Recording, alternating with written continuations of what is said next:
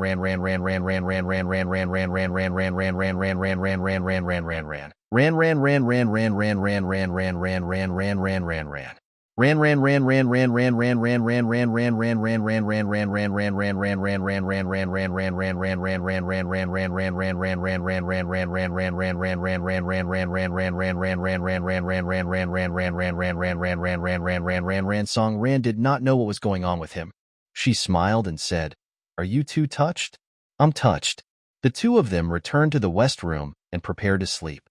After a while, Song Ran's voice was heard again. Brother Jingxing, I am hungry. Ah, are you hungry? Song Ran said softly. All the food here was served in huge bowls. I was full when I saw the amount. I was fighting with Ding Guoying just now, and it took me a lot of effort. That's why I'm hungry. Rustling sounds came from the side. Gu Jinghong's voice rang in the dark. Then I'll go to the kitchen and make you something to eat? Can I cook a bowl of noodles? Song Ran also stood up. Okay, just add some vegetables. Don't add too much oil and salt. Just make it light. Gu Jinghang touched her shoulder. Don't go out. It's raining heavily. In the countryside, the kitchen and the main house were separated. Song Ran grabbed his hand. I'll go with you. Gu Jinghang held her hand as they walked to the main entrance. He said in a tight voice, Xiao Ran, come here. I'll carry you there. The road is slippery due to the heavy rain. Song Ran did not argue. She obediently let him carry her. She hung herself around his waist and hung her hands in the air. Jingxing, can I touch you? Sure. Gu Jinghang coughed lightly. As he spoke, he unbolted the door and opened the umbrella.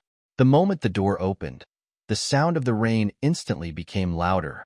Gu Jinghang carried her with one hand and held the umbrella with the other. In 2 or 3 steps, they reached the kitchen. The stove was low, so he bent down and got in. He put her down gently, reached for the match on the stove, lit one, and lit the kerosene lamp. The weak fire slowly rose. Song Ran's eyes were full of smiles as she waited for his reply. Gu Jinghang patted her head and then hid behind the stove. Song Ran looked over and said, What's this for? Gu Jinghang lit up a small handful of dry grass, then placed a few pieces of firewood on top of it and pushed them into the chamber of the fire. The smell of smoke wafted through the air. He coughed lightly and waved his hand. Xiao Ran, don't come behind the stove. It's a big cigarette. You're choking? Thick smoke suddenly rose from the small stove. Song Ran retreated to the side of the stove in a panic. After a while, Gu Jinghang emerged from the thick smoke. He coughed and said, It's like this when it comes to village fires. Song Ran nodded. I know. Aunt Wu has also built a small stove in the yard. She said that the rice would be more fragrant that way. Gu Jingxing walked to the side, picked up 2 green vegetables, and scooped a ladle of water into the basin. He washed them and rinsed them. Song Ran followed him closely. While he was washing the vegetables, she squatted by the side. Jingxing, let me do it. This looks simple, but I should do it myself and have enough food and clothing. Gu Jinghang chuckled. There are only 2 pots at home. If you break them, you'll have to spend money to buy them. Song Ran snorted. You don't trust me at all. Humph. The water in the big pot was already boiling. The smell of smoke from the firewood had just disappeared, but the steam from the boiling water continued to rise. Gu Jinghang quickly took a bowl of noodles and opened the wooden pot lid. He then busied himself around the stove. The door between the stoves was not closed. The early autumn rain blew in with a cool breeze. The light of the kerosene lamp flickered. Song Ran stood by the side and looked at the man who woke up in the middle of the night to cook noodles for her. She was touched. She walked behind him and said softly, Jingxing, can I, Ran, hug your waist? Gu Jinghong's hand paused and his throat tightened. It's best if you don't want to. A man's waist should not be touched. The girl, however, did not care about him. She wrapped her arms around his waist from behind, her chin barely touching his shoulder. Her hand went under his armpit and caressed his chest. Her voice was soft and seemed to be mixed with water vapor. Jingxing, oh Jingxing, I really want to know, at that time, how did you live and how did you live in suffering? Gu Jinghang was confused and did not know what she was talking about. Xiao Ran, when did you want to know? I'll just tell you? Song Ran's eyes welled up with tears. She shook her head. It's nothing, Qianqian. I'm just saying. What she wanted to know was how Gu Jinghang lived in her past life after she ruthlessly rejected him and forced him to marry Wen Hui. He loved her so much, but he had no choice but to marry Wen Hui because of a child. How pitiful would he be? It was said that he was diagnosed with cancer at the age of 40, and that chemotherapy and radiotherapy took up most of his life. He saved his life for more than 10 years. He was in his early 50s, but he still passed away. 40 years old was the prime of her life. She must have been depressed in her heart, So such a healthy person would have such a serious illness. She lovingly pressed her face against his back, gently rubbing and feeling it. Gu Jingheng put the noodles into the pot, dripped 2 drops of oil, and added a little salt. He turned around and looked at her carefully under the dim light. What's wrong, Xiao Ran? Is it because of the autumn rain? Song Ran seemed to have made up her mind. Jingheng, in the future, after we get married, I will strive to be a good wife. I will definitely take good care of you. I will cook for you and wash your clothes for you. I will make sure that you are healthy. Gu Jingheng laughed out loud. You're fine. Why did you make an oath again? I told you. I can do anything. I'm Ying. Song Ran grabbed his hand and said, You know how to do everything, but you have to do it because your family is poor. No one is born to like doing this. I know that you're tolerant of me, so you took on all these responsibilities. I like you, so I want to share your burden. Why did he suddenly confess? Which bodhisattva had blessed his Xiaoran? Team leader Gu was about to respond with the same gentleness when he heard the sound of a boiling cauldron behind him. Steam rose from the pot and Song Ran shrieked nervously, Ing Luo Jingxing, be careful of Ing Luo. Gu Jingheng quickly turned around and opened the lid. In the big black pot, the white noodles were boiling and rolling.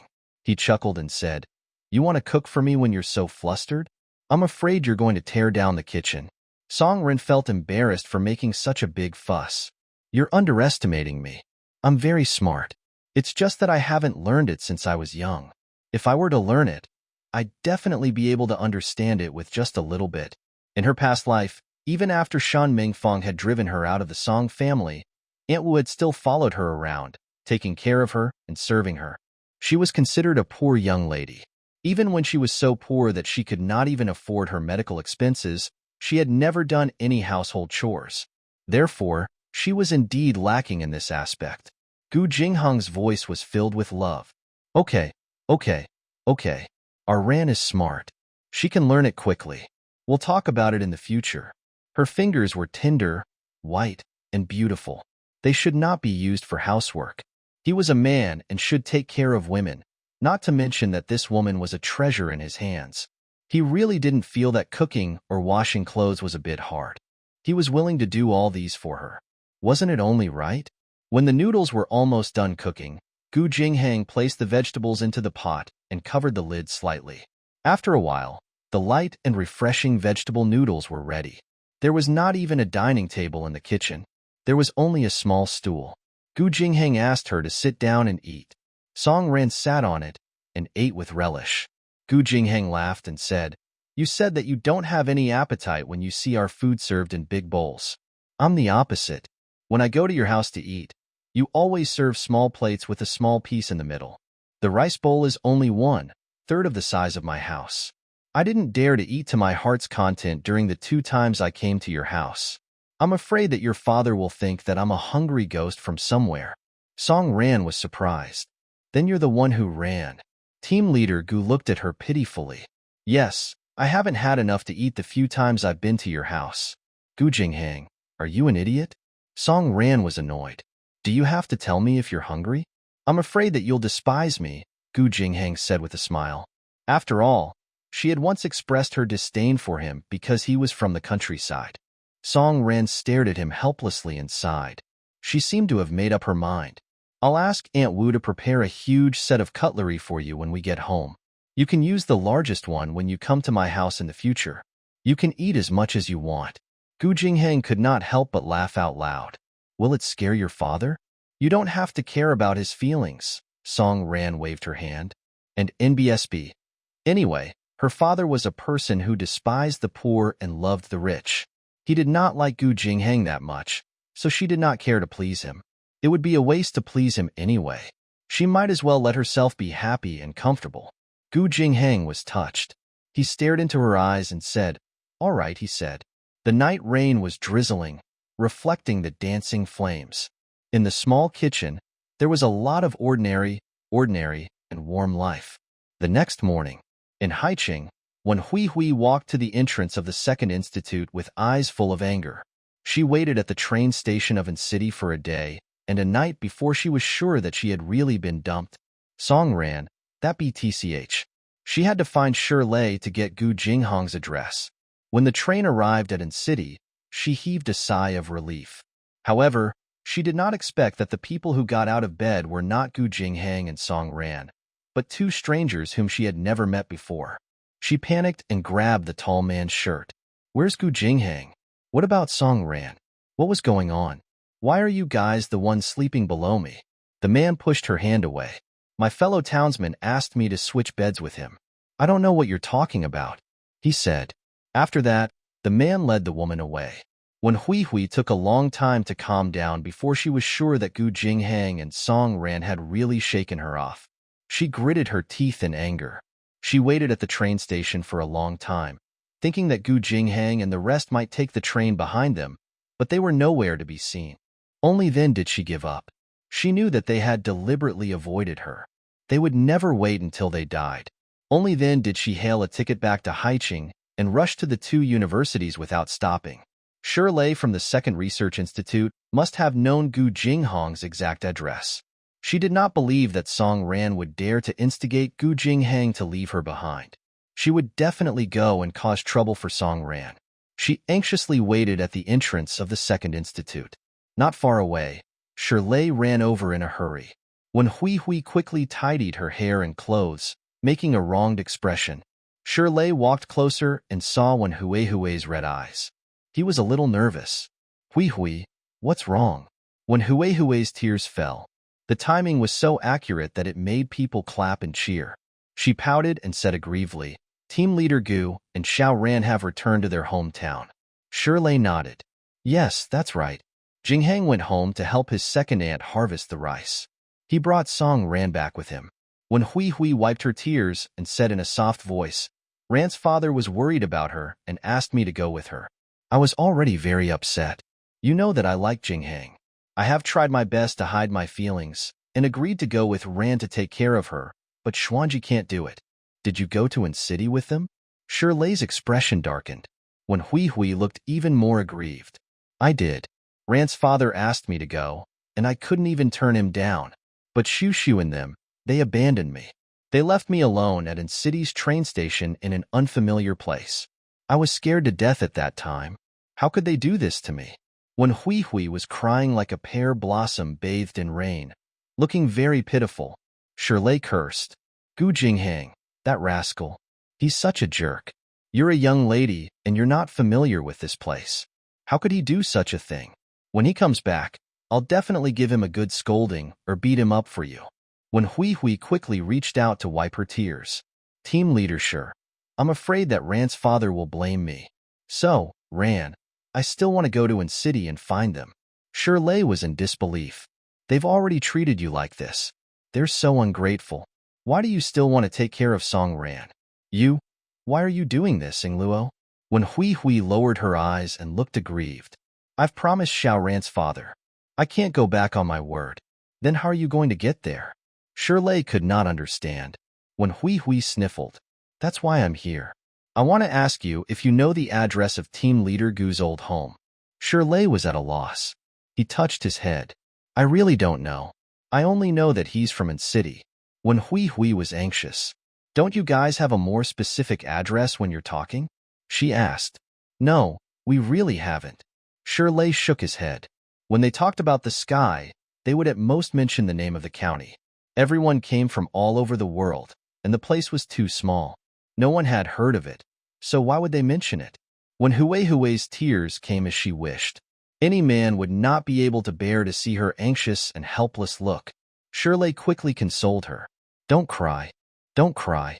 I'll go and ask Xiao Chun, the person in charge of the archives. When Hui's tears stopped immediately.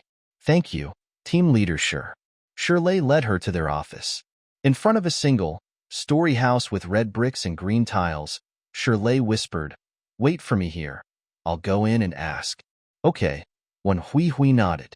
When Hui watched as Shirley walked into the bungalow, a smug smile appeared on her face. The person in charge of the files would definitely have the details of the house number and address. It would not be easy to get rid of her. Don't cry. I'll go and ask Xiao Chun, the person in charge of the archives. When Hui's tears, how is it? Have you heard anything? Shirley sighed. Hui, I'm so sorry.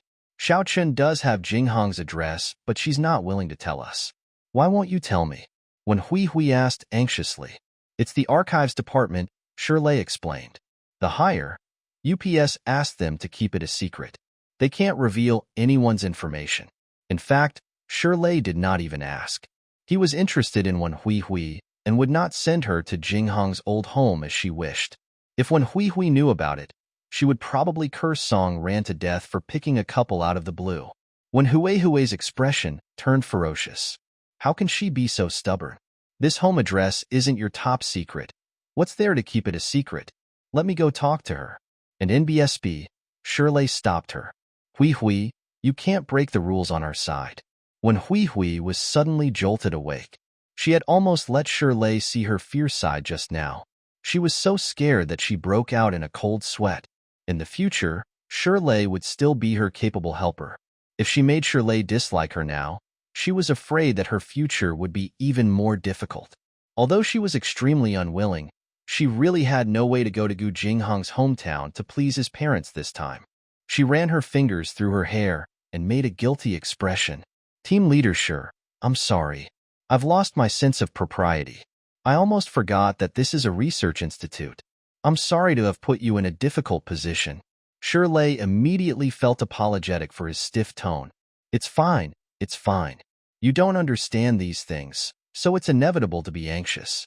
If that's the case, then I'll take my leave, Wen Hui said with a smile. Shirley clutched his trousers with one hand, somewhat at a loss.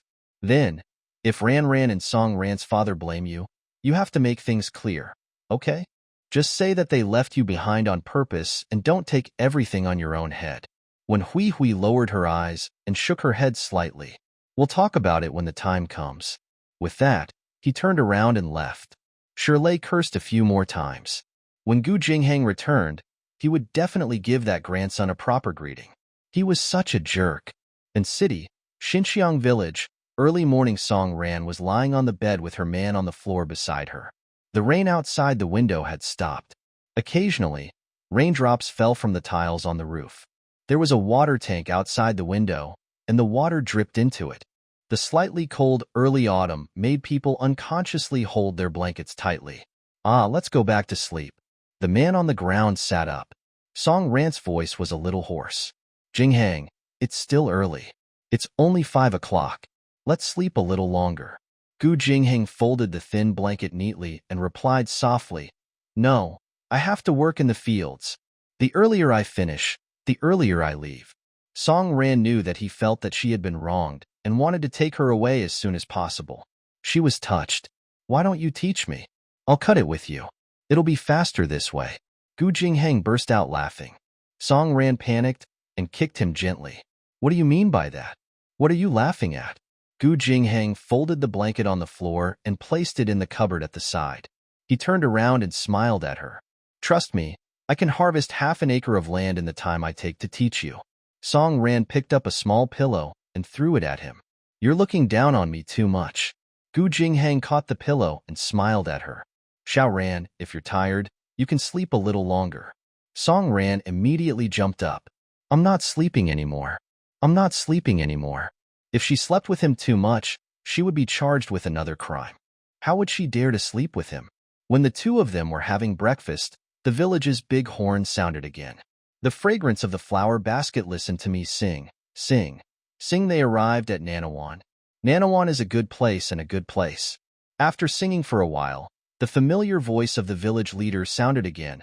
Fellow villagers, tonight, a movie will be played on the open space in front of Group 4's clinic. It's time to watch the movie. Everyone, go watch it. We have a movie to watch tonight, Gu Jinghang grinned. Song Ran was surprised as she ducked the noodles. What movie? I'll bring you to an outdoor cinema tonight. The entire village will watch it together. Song Ran was excited. Outdoor cinema? I've heard of it. Gu Jinghang took the empty bowl from her hands and picked up the dried shredded melon. He washed the bowl clean and placed it in the small cupboard at the side. He then picked up the sickle behind the stove and said, Well, I have to cut it faster today so that I can finish earlier. Song Ran followed behind Gu Jinghang as they walked along the winding path towards her second mother's house. People from the countryside liked to hold a big bowl and stand at the door to eat. She didn't take a closer look yesterday, but now that she looked at them, she found that they were all dressed very simply, with some patched clothes. She understood the sadness of 3 years new, 3 years old, and 3 years of sewing and patching in the books. She moved closer to Gu Jinghang and whispered, "Jingxing, have you ever worn patched clothes?" To her surprise, Gu Jinghang shook his head. "I've never worn it." "Really?" Song Ran was surprised. "Yes, I haven't worn any. Jingxiu and Daoda have both. Jingxiu has almost never worn new clothes. They are all my old clothes. That child is quite sensible. Even during the new year, my mother was so determined to buy him some clothes, but he refused. Once, during the new year, my mother secretly bought him a cotton, padded jacket. He walked 10 miles and returned it to the town." Song Ran's throat suddenly choked up. "I really couldn't tell that he was the same age as me." Gu Jingheng quickly patted her head and said, "It's better for you to be carefree." He didn't want Ran to suffer because of her poverty. She should be a little princess who was loved by others. Not far away, Gu Daodu bounced over and sang. It was a foggy Sunday morning. The old men who picked up garbage lined up and rushed into the garbage with a whistle. Their broken shoes and socks flew all over the sky. When Gu Daodu saw her brother and sister-in-law, she immediately rushed over happily. "Big brother, sister-in-law, there's a movie to watch tonight." "There's a movie to watch." Gu Jingheng patted her head. "Yes, we know. Then I'll cook some melon seeds and peanuts in the afternoon." Daodu raised his head and said. "All right," he said. Gu Daodu's eyes were filled with joy, and she could not hide it. Song Ran could not help but pinch her face. In this rural area where resources were scarce, people were always easily satisfied. Those who were content were the happiest. As she walked forward, she saw Ding Guoying walking over with a sullen face and the second aunt, Wu Guixiang. Song Ran pulled her hair, but her expression was calm. Ding Guoying walked over and stared at Song Ran fiercely. Song Ran resisted the urge to roll her eyes at her and put on a pitiful look. It would never be wrong to give the villagers the impression that Ding Guoying was a bully. Ding Guoying was so angry that she gritted her teeth. This vixen was really good at pretending. She was so fierce last night, and now she was a different person. She snorted and deliberately bumped into her shoulder. Gu Jingheng pulled Song Ran into his arms and was about to scold Ding Guoying when Wu Guixiang rushed over and pulled Gu Jingheng away. She said fiercely, "Look at you guys. What kind of people are you? You're making a fool out of yourself by hugging each other." Song Ran tugged at Gu Jingheng's shirt carefully so that he would not fall out with his mother over her. Gu Jingheng said coldly, "They love to laugh. Let them laugh. Ran will be my wife in the future. It's not wrong for me to protect my wife." The second aunt and Ding Guoying became anxious. Ding Guoying whispered, "She's a young lady. She's not married yet, but she's sleeping alone with a man. One look and I can tell she's not a good person." Gu Jingheng raised his hand and was about to slap her when the second aunt suddenly stood in front of Ding Guoying and shouted, "You still want to hit Guoying? Jingxing? Go ahead and hit me. Hit your second aunt's face. You can just kill me. I was blind to have given birth to such an ungrateful thing like you." Gu Jingxing was so angry that he wanted to hit the second aunt as well. Song Ran quickly pulled him back. "Jingxing, don't be angry. Don't be angrying Luo." Wu Guixiang glared at Song Ran with hatred. This vixen had led her eldest son astray. He had never raised his voice at his family and second aunt before. Now, he was about to use force. No matter what, she could not let this foxy woman succeed. All right, she yelled in exasperation. "Stop making so much noise. Hurry up and work in the fields." Wu Guixiang pulled the second aunt and Ding Guoying forward. Song Ran looked up at Gu Jingheng and whispered, "Jingxing, you see, I'm not even angry, so don't be angry, okay?" Gu Jingheng was upset. He gritted his teeth and said in a low voice, "Xiao Ran, I shouldn't have brought you back." Song Ran raised her head and smiled. "I'm very happy to see your parents, your younger brother, sister, and grandma. Let's not think about these unhappy things, okay? We're going to watch a movie tonight, and this is the first time we're watching a movie together. Don't you feel much happier just thinking about it?" Gu Jingheng wanted to reach out and touch her face, but there were always villagers passing by. In the end, He resisted the urge to raise his hand and forced a smile. Don't get off the bed. Just sit here and wait for me. Song Ran nodded. All right, I'll wait for you here. Gu Jinghang held the sickle and hurriedly walked toward the field. Song Ran sat on the small bridge and looked at the scenery while waiting for Jinghang. After lunch, she continued to wait in boredom. It was only when the sun had set that the three women slowly walked out of the field. Song Ran quickly stood up and greeted them. Ding Guorying's anger had not subsided yet. When she saw that she was drenched in sweat and the vixen was clean and pretty, her anger got even worse. She walked to Song Ran and bumped her on purpose. This time, the impact was not too heavy. Song Ran only needed to steady her steps to stand still. However, she deliberately swayed her body and fell into the river. Gu Jinghang, who was not far away, was shocked. Not far away, Gu Jinghang's heart sank. He threw away the scythe and rushed over quickly. He jumped into the river, leaving Wu Guixiang and the other two women on the bridge shouting, Jingxing Ran, why are you jumping? The river was not deep. Song Ran sank to the bottom of the river. Before she could swim up, she heard another splash. The river was so clear that she could see the bottom. She opened her eyes and saw a flustered Jingxing. She quickly swam to her side. Gu Jinghang held her waist with one hand and touched her face with the other. Then, he brought her up to the surface.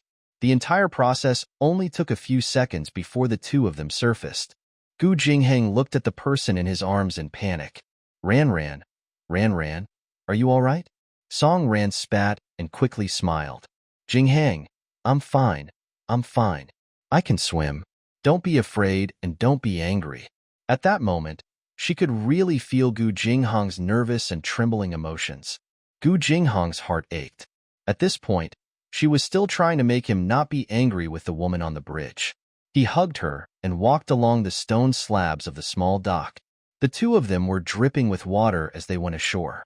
There were already many villagers on the bridge who were watching the commotion. They muttered in a low voice, Guorying is too evil. Look at how she has bullied the daughter, in Law of the Gu family.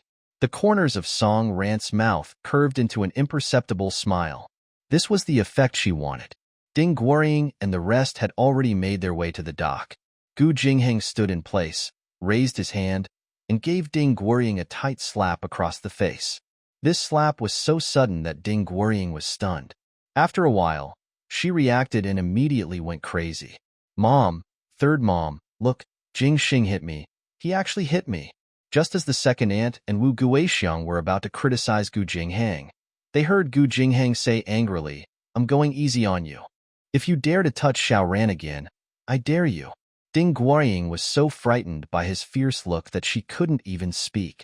Wu Guixiang was about to scold him, but she saw her eldest son's chest rising and falling violently, and his eyes were full of anger. Even as his mother, she was shocked by his anger. Gu Jinghang put his arm around Song Ran's shoulder and said gently, Xiao Ran, go back and change your clothes. Yes, Song Ran nodded. And in BSB, the two of them turned around and left. Ding Guorying burst into tears. Third mother, you don't even care about brother Jinghang anymore. He actually hit me for that vixen. He actually hit me. The second aunt looked at Wu Guixiang with a gloomy face. That little girl is not bad. Look at what she incited Jingxing to do. Guixiang, I'm not trying to scare you, but you'll suffer if you marry such a wife. Wu Guixiang felt a little embarrassed, so she said to Ding Guorying, you too. Why did you bump into her in the river? It's not like you don't know that Jingxing treasures her, so can't you restrain yourself a little? Ding Guorying suddenly became energetic again. Restrain? You still want me to restrain myself? How else do you want me to restrain myself?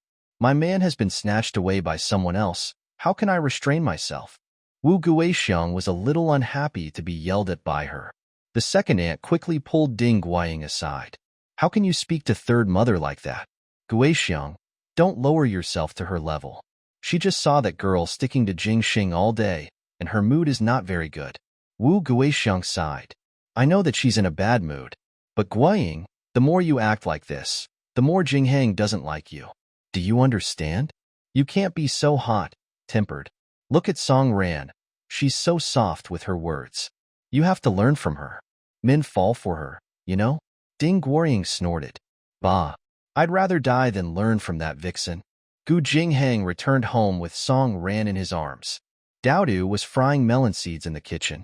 When she saw her brother and sister-in-law looking like drenched chickens, she could not help but laugh and say, "Big brother, did you take sister-in-law to the river to take a bath? It's already the beginning of autumn. The water must be cold now. Don't let sister-in-law catch a cold." Gu Jinghang ignored her and carried Song Ran into the central room. He went straight to the west room and opened the curtain at the door. "Xiao Ran, go in and change your clothes first." Just as Daodu said, the water in the river was getting cold. Song Ran walked into the house from the river and shivered a little. She did not stand on ceremony and quickly went into the house to change her clothes. After a while, Gu Jinghang changed into a set of dry clothes and walked out. When he came out, he saw that Song Ran's long hair was still dripping with water. He quickly grabbed a dry towel from the clothes, drying rope in the central room, and dried her hair. Coincidentally, Wu Guixiang had just returned. When she saw Gu Jinghang's actions, she could not help but say, "She doesn't have her own hands." Song Ran wanted to take the towel and wipe herself. Gu Jinghang lifted his chin slightly and glanced at his mother. Without saying a word, he pulled Song Ran out of the central room. In the courtyard, Gu Jinghang was gently drying her hair with his hands. Daodu stood beside the dark stove and waved the spatula from time to time. Occasionally, she would look down at the two people outside. Then, he continued to flip the melon seeds with a longing smile. After drying his hair, Gu Jinghang said gently, "My mother's words go in one ear and out the other, okay? 3 more days, we can finish harvesting the rice in 3 days. After 3 days, I'll take you out of here." Song Ran nodded. "Yes, Jinghang, I'll be fine. As long as you're by my side, I can't accept anything." She really did not care about these outsiders. It was enough as long as Jing Xing liked her. Gu Jinghang held back his surging guilt and touched feelings, and only touched her head longingly. Gu Daodu scooped the melon seeds from the big pot into the bamboo board at the side and carried them out of the stove. She shook them a few times to disperse the heat and shouted at Gu Jinghang, "Big brother, the melon seeds and peanuts are ready." Gu Jinghang held Song Ran's hand and walked over. He grabbed a handful of melon seeds and peeled one for Song Ran to eat. "They're all melon seeds grown at home. Try them and see how they taste." Song Ran smacked her lips. "It's delicious. It smells really good." Gu Daodu covered her eyes. "Big brother, you're even peeling melon seeds for sister-in-law to eat. You're so good to her." Gu Jinghang threw away the melon seeds and smiled. "That's enough. Daodu, you can move a chair and reserve a seat. Aren't you guys going now? I'll bring your sister-in-law around for a bit." "Okay," Gu Daodu nodded. Daodu turned his head and poured the cool melon seeds into a plastic bag. Then, he went to the central room and carried a bench on each of his shoulders. Song Ran looked at them and was worried. 2 big stools. How heavy is that? Daodu carried the stool and ran. "Sister-in-law, how is this heavy?" "It's not heavy at all. I'm going." "Daodu is much stronger than you," Gu Jinghang said with a smile. "I can carry 2 cards too," Song Ran said. "I can show you if you don't believe me." Gu Jinghang lowered his head and chuckled. Just as he was about to pull Song Ran to the back of the house, he heard his mother's voice in the east room. He ignored her, but Song Ran pulled him back and said, "I'll go see your mother." Gu Jinghang gritted his teeth. "Ran," he said, "there's no need to look." Song Ran broke free from his grip and walked into the east room. It was evening, and the room was dimly lit. Wu Guixiang was sitting on the footboard beside the bed, looking like she was in pain. Song Ran walked over carefully, squatted down, and said gently, "Auntie, what's wrong?" Wu Guixiang glanced at her. "What's wrong? It's all because of you." She's so angry that her stomach hurts now. She pressed her stomach and did not speak. Song Ran could tell. "Auntie, do you have a stomachache?" Wu Guixiang snorted and didn't say anything. This girl, asking the obvious. Song Ran knew very well that in this family that could not make ends meet, Jinghang's mother would not even be willing to go to the hospital to see a doctor and get medicine. So, she turned to the man behind her and said, "Go get some hot water." Gu Jinghang touched his nose, turned around, and left the central room. Song Ran grabbed Wu Guixiang's hand. Wu Guixiang shrank back and said in an unfriendly tone, "What are you doing?" Song Ran pressed on the web between her thumb and index finger on her right hand without a care. She pressed hard and Wu Guixiang cried out in pain. "You little girl, what are you doing?" "I'll treat your stomach," Song Ran said softly. In her past life, she had died of stomach cancer. At that time, she was already struggling to make ends meet. When she had a stomachache, she was reluctant to buy medicine or go to the hospital. Aunt Wu couldn't persuade her otherwise, so she could only learn how to massage. When she had a stomachache, Aunt Wu would massage her. It was naturally very effective for general stomach problems. Under Aunt Wu's influence, Song Ran's skills were naturally not bad. When she started to massage him, Wu Guixiang said in disgust, "What can this do? You little girl, get out of my way." She wasn't used to being cozied up to by this girl that she didn't like. She didn't like this girl from the bottom of her heart. She was too pretty. Her sister-in-law abandoned her brother and ran away with a boss in the city because of her good looks. How could her son control such a good-looking girl when she became his daughter-in-law in the future? He had to stop her from embarrassing the Gu family. Song Ran did not care how much she disliked her. She held on to her hand tightly. The moment she used more force, Wu Guixiang was so angry that her face turned green. Song Ran pressed on her hand for a while. Wu Guixiang was surprised to find that Hanin did not feel as much pain anymore. She was not as bloated as before. Song Ran let go of her hand and asked nervously, "Auntie, how are you doing?"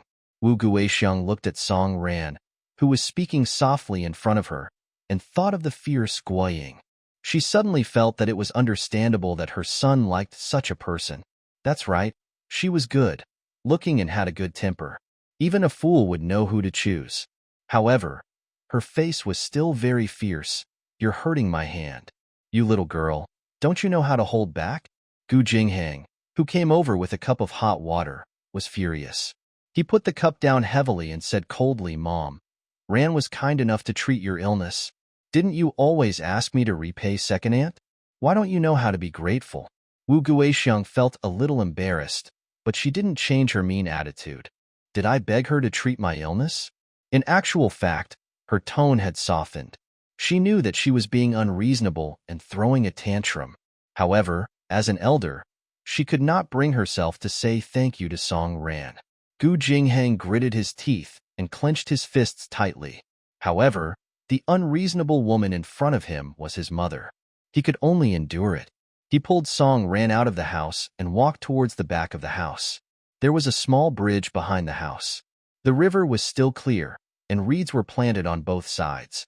Many places had been surrounded by villagers to raise ducks and geese.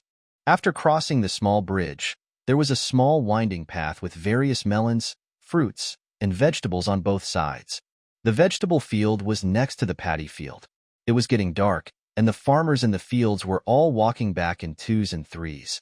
The two of them did not hold hands, but just walked one after another. When the sky was completely dark and there were no more farmers working in the fields, Gu Jinghang reached out his hand and held Song Ran's hand. Under an old elm tree, Gu Jinghang stopped in his tracks and said in a low voice, "Xiao Ran, thank you for letting bygones be bygones and not taking my mom's words to heart." Song Ran was being considerate. "No matter what, she's still your mother. She's different from the second eldest aunt, Ding Guoying. She's my future mother-in-law. I have to serve her well, don't you think so?" Song Ran was more than happy to take the opportunity to please her future mother-in-law and improve their relationship. She also noticed that Wu Guixiang's tone had actually softened. The sky was completely dark.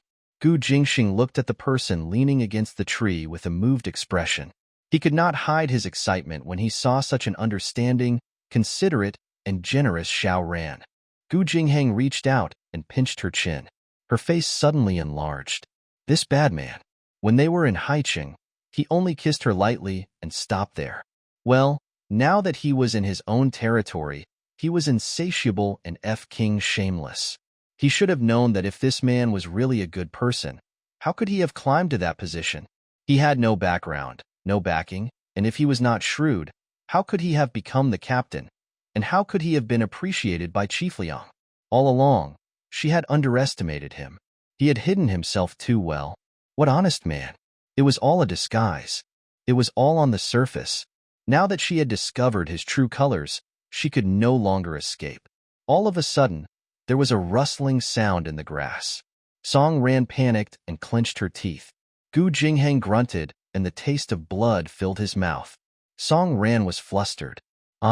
Sob. Sob. Did I bite you? Did I hurt you?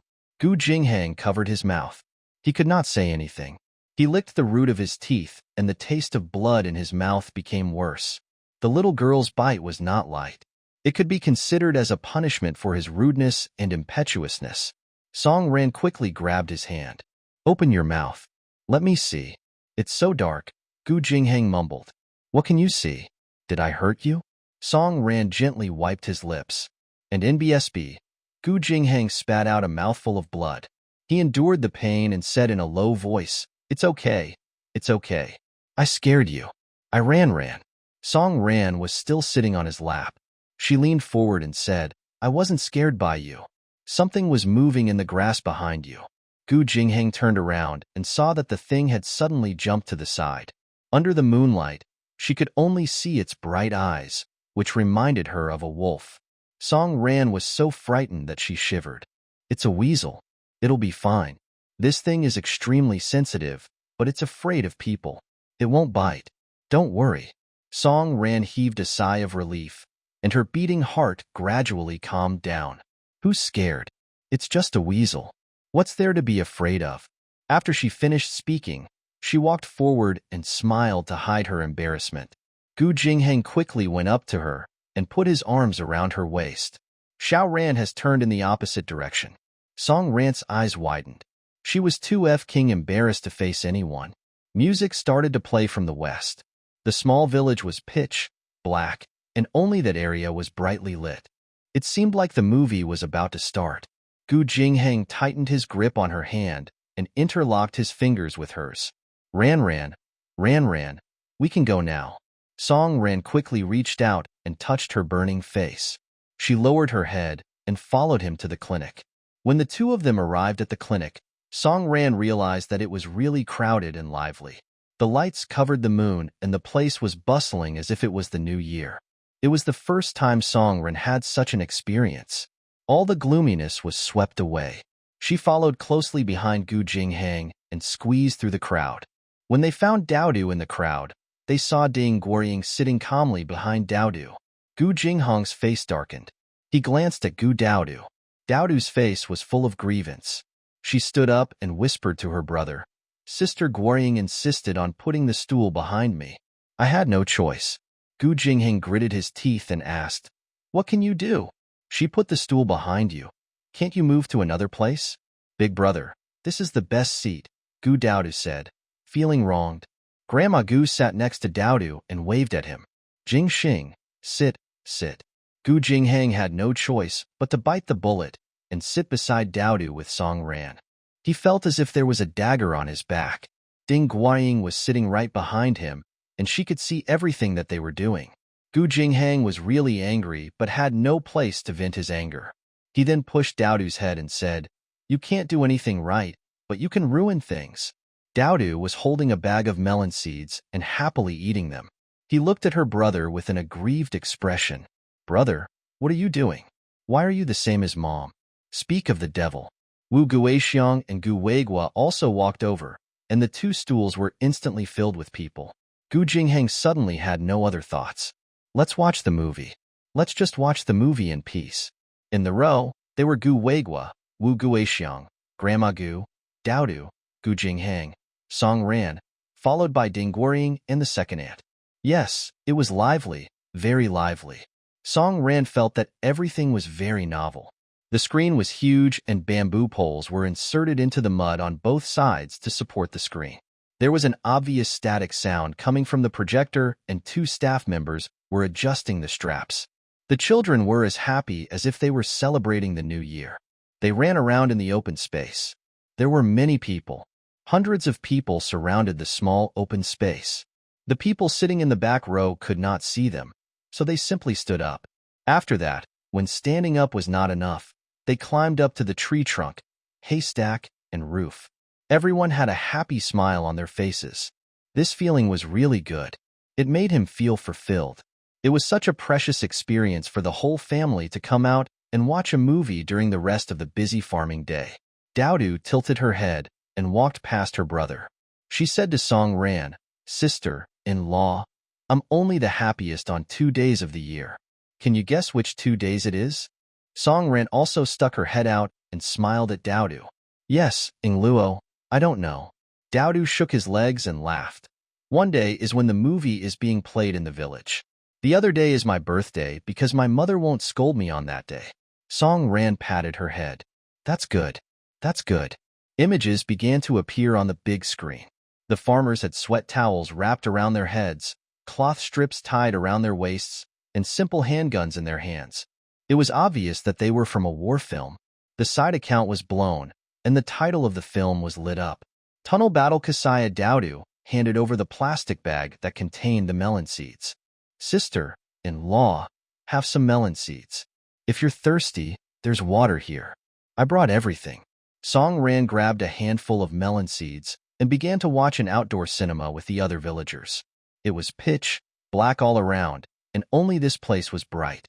The rice was almost fully harvested, and it was a good year with good weather. Although farming didn't earn much, the entire family, old and young, gathered together, laughing and cursing. It was a happy and harmonious time. When they grew up, the world became bigger, and they had seen more. What they missed the most was the happy and fulfilling days of poverty. On the screen, the Japanese were being played around by B.A. Liu, and the villagers below were convulsing with laughter, holding their bellies. When they laughed, Song Ran laughed along with them. As she laughed, she leaned on Gu Jinghang. "Ding Guorying, didn't you want to see it? Then I'll let you see as much as you want. Of all places to sit, why did you have to sit behind us? You're the one who's causing trouble for yourself, so don't blame me for being impolite." It was Jing Xing beside her who was sitting upright and still. No one knew what he was thinking about, but he was absent-minded. His face was still tight where he should smile.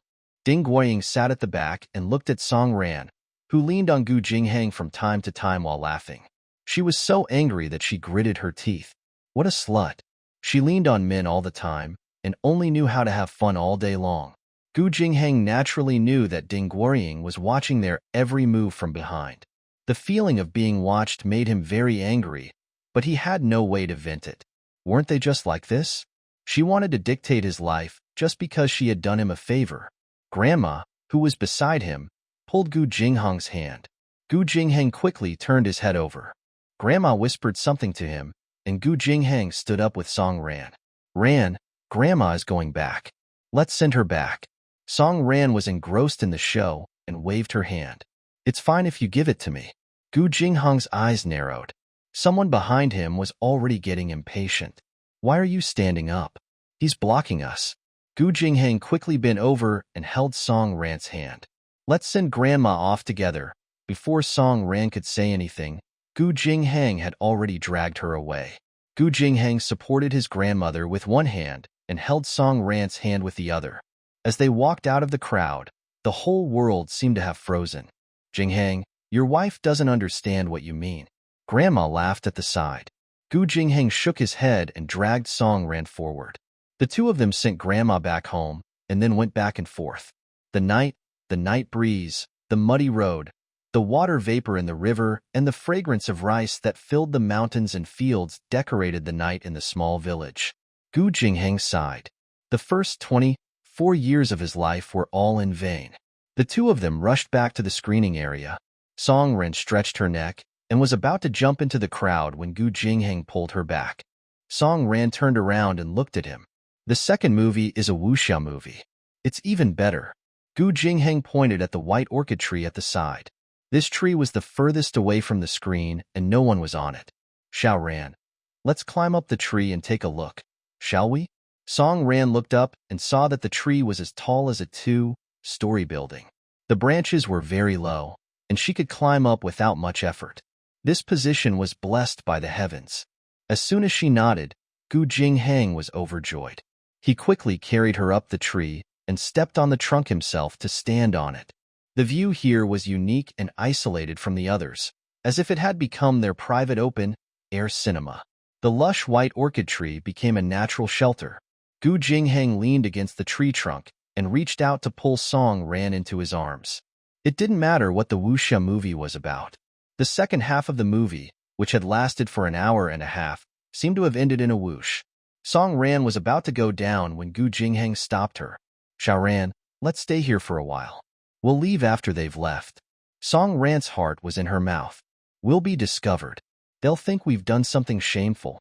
Gu Jingheng covered his mouth with his finger and shushed her, indicating for her to keep quiet and not make any more noise. Then, groups of people passed by under the tree. After the movie ended, the big screen dimmed. Only an incandescent light bulb was hanging on the bamboo pole, holding the curtain. The light was dim, and the people who had finished watching the movie were all talking about the movie just now. Obviously, no one would look up at the trees. Song Ran was already an arrow that had left the bow. She had no choice but to face the danger of being discovered at any time with the man beside her. It was torture. It was 2F King torture. Gu Jingheng had really caused her a lot of trouble. When she looked up again, she saw Ding Guoying, the second aunt, and Gu Jingheng's parents and sister walking towards the big tree. Song Ran's heart was beating fast. She said in a low voice, Ding Guoying is looking around. She's looking for us. Gu Jingheng quickly covered her mouth and said, I'm fine, Xiaoran. Don't talk. Song Ran was so scared that she closed her eyes. Darn it, let's just leave it to fate. Anyway, he said that if the sky fell, he would be there to hold it up. Even if she was discovered, she would push all the blame on him. Anyway, he was the one who pulled her up the tree. Ding Guoying carried the stool, looked around, and said to Daodu, Has your big brother returned? Didn't you watch the second round? Daodu looked around. Maybe.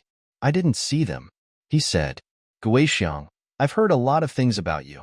My fiancé, the second aunt said in a neutral tone. I heard it too. Wu Guixiang's face was gloomy. The second aunt shook her head. You're really too much.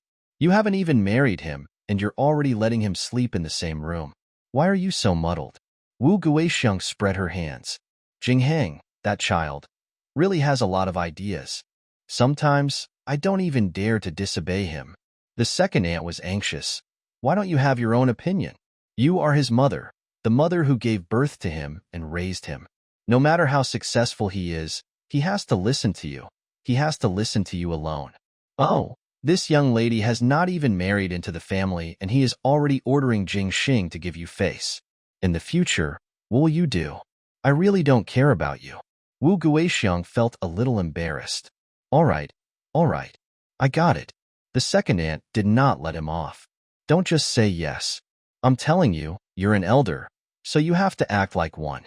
Do you understand? Otherwise, you'll regret it so much in the future. Wu Guixiang was a little upset. I know everything. The group was approaching the white orchid tree. Song Ran did not even dare to breathe loudly. Ding Guoying was still looking around. She had a feeling that the foxy woman who was enjoying the movie wouldn't leave so easily. She would definitely come back and continue watching. But they didn't return to their original seats, so they must be hiding in some corner. Daodu saw that she was looking around with bad intentions and smacked his lips. My big brother must have gone back. Sister Guoying, stop looking for him. Let's go. The group walked under the magnolia tree and walked away. Song Ran was not careful and missed her step. Gu Jingheng was shocked and hugged her tightly. He used one hand to support himself on the tree trunk beside him. The leaves fell down and all fell on Daodu's head. Daodu looked up and saw her big brother and sister-in-law standing on the tree trunk in the hazy night. Ding Guoying noticed something was wrong and was about to look up at Xuanji. Io, Io, Io, Io, Io, Io, Io. Little Bean suddenly squatted down, clutched its stomach, and cried out non-stop. Wu Guixiang suddenly became anxious. What's wrong? What happened? Ding Guoying didn't look up. She just squatted down with Wu Guixiang to look at Daodu. Song Ran, who was on the tree, felt as if she was about to stop breathing. Cold sweat broke out on her forehead. When she thought about how she was in such a state of fear all because of the man in front of her, she was so angry that she grabbed his waist. Gu Jingheng allowed her to pull him, not resisting or struggling. Daodu, who was underground, cried out in pain, "Mom, my stomach hurts, my stomach hurts." Wu Guixiang and Ding Guiying quickly lifted her up and placed her on Gu Weigua's back. What happened? He was fine just now. Why does his stomach hurt now? Daodu continued to wail. Mom, it hurts. It hurts. Wu Guixiang quickly waved her hand. Hurry up and go home. You little girl, did you drink cold water because you're cold? I told you not to drink cold water, but you refused to listen. Gu Weigua carried Daodu and strode forward. Ding Guiying and Wu Guixiang hurriedly followed. Most of the villagers who were watching the movie had left, and even the screening staff had begun to put away the props. After a while, the lights went out, and 2 staff members pushed a cart slowly past the tree. The place that was full of people just now was now empty, quiet, and silent. Song Ran heaved a sigh of relief and looked at the hazy face under the moonlight. You're detestable. I'm so scared. Gu Jingheng allowed her to list out his crimes and did not argue. He just stared at her with a smile. Yes, I'm not good. Song Ran poked his chest with her index finger. Gu Jingheng, she said, you've changed. Indeed, when he was in his own place, a place he was familiar with, he was more open than in Haicheng. His words and actions were much bolder. He grabbed her finger and asked seriously, Ran. His voice was wrapped in the night wind, gently knocking on her heart. No matter how angry she was, it instantly dissipated. What? Is the movie good? Song Ran was afraid that she would lose her balance, so she put her hands on his waist. His eyes were bright under the lush leaves, and she could not help but want to make him happy. It's nice. When I'm with you, the tunnel battle is even better than the Roman holiday or the troubled times. Captain Gu could not help but laugh. Song Ran, you're so funny. What? Do you know how to say such pleasing words? Song Ran tilted her head and looked at him. It depends on whether I'm willing to tell you. If I'm willing to tell you, I can even melt your heart. Gu Jingheng held her hand and touched his heart. It has already melted. Song Ran was so happy that her eyes curved into crescents. Ran. What? Don't say these things to others, all right? Song Ran pouted. Do you think I'm the auntie of the housing committee? Do you think I'm sending warmth everywhere? In this world, only you, Gu Jingheng, are worthy of me saying these words, okay? Gu Jingheng clasped her hand tightly and lowered his head. His breath fell on her ear. Song Ran's mind was in a mess.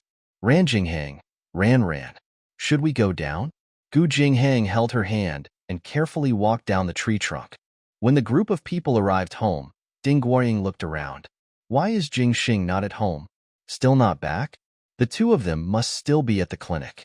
No, she had to go back and find them. As soon as Gu Jingheng and Song Ran came down from the tree, a bright flashlight shone on them. Why aren't you going home yet? Hurry up and go home. Gu Jingheng quickly pulled Song Ran away and said, It's the village council. Song Ran was nervous. He won't say anything, will he? She asked. And NBSB, if you tell your mother, I'm afraid that Ran. Gu Jingheng grabbed her hand tightly. It's all right. Don't be afraid. At the Gu house, Gu Weigua came back with Daodu on his back. Daodu put on an act and set a trap, still groaning and shouting. Wu Guixiang quickly poured some hot water from the thermos bottle. Daodu was lying on the bed and calling her mother, Mom, I want to drink sugar water. I want to drink sugar water. Wu Guixiang took out the white sugar and scooped a big spoonful. All right. Let's drink some sugar water. Let's drink sugar water. She walked to the bed with a large cup of sugar water. Daodu, does it still hurt? Daodu winked. It hurts. It hurts. Wu Guixiang was worried. Weigua, should we send Daodu to Zhaodi's house to have a look? If she can't, we can take some medicine and get an injection. Zhaodi was a doctor in a small clinic in the village.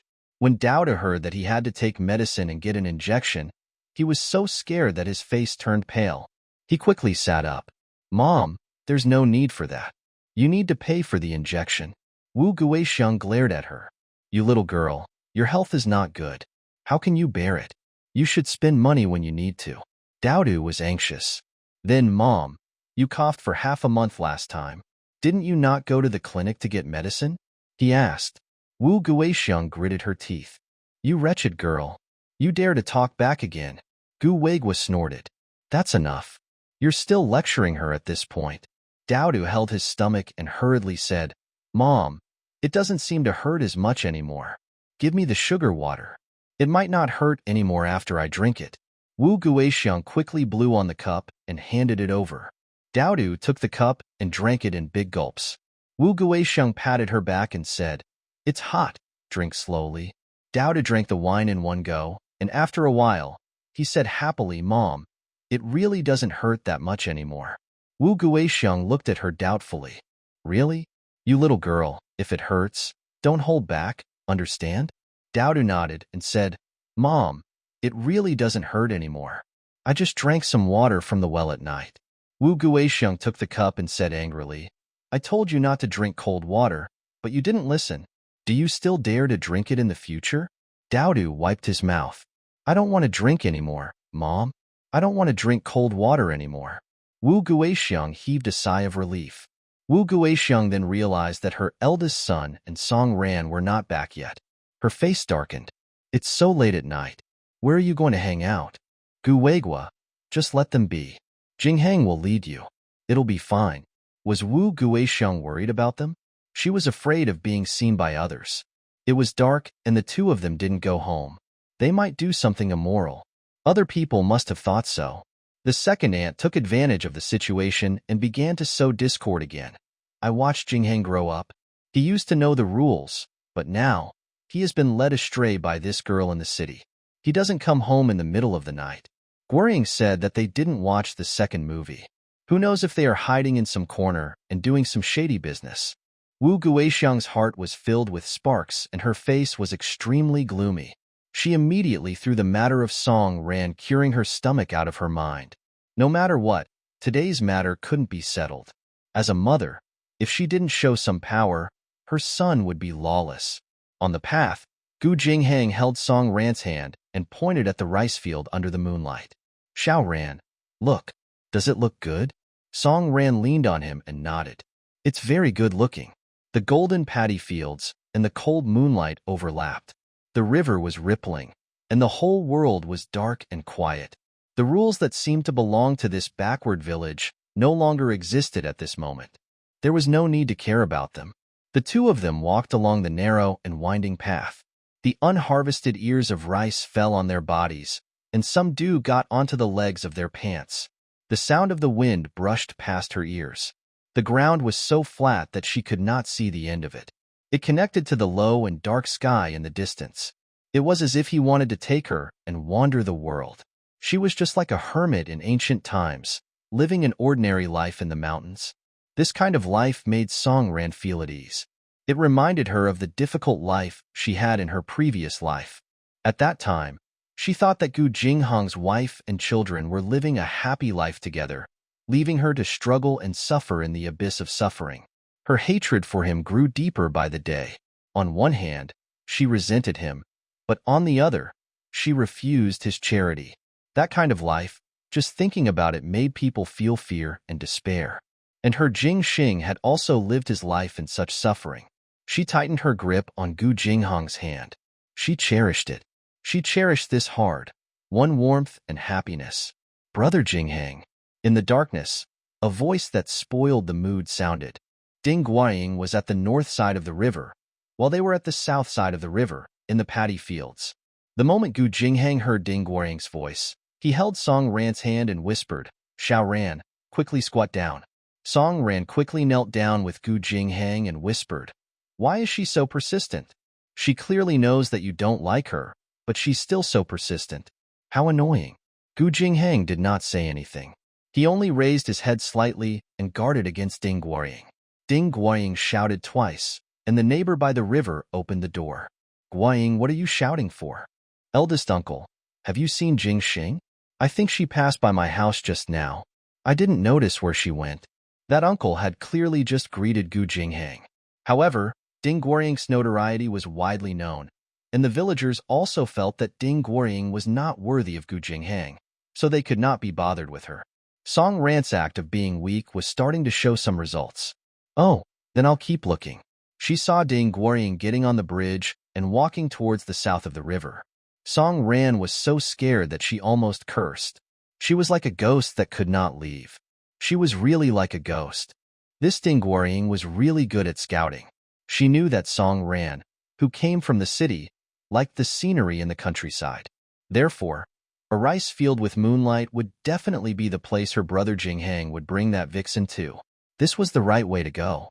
Gu Jinghang heard some movement beside him and touched it. It was a rat. Song Ran looked at it and almost screamed. Gu Jinghang quickly reached out his other hand and covered her mouth. She could see that Ding Guorying's steps were gradually approaching. Song Ran's eyes turned black. What kind of sneaky life was she leading when she was in Gu Jinghang? If she were to tell her elder sister about this when she got home, she would definitely laugh her to death. Her heart was pounding, and it was already in her throat.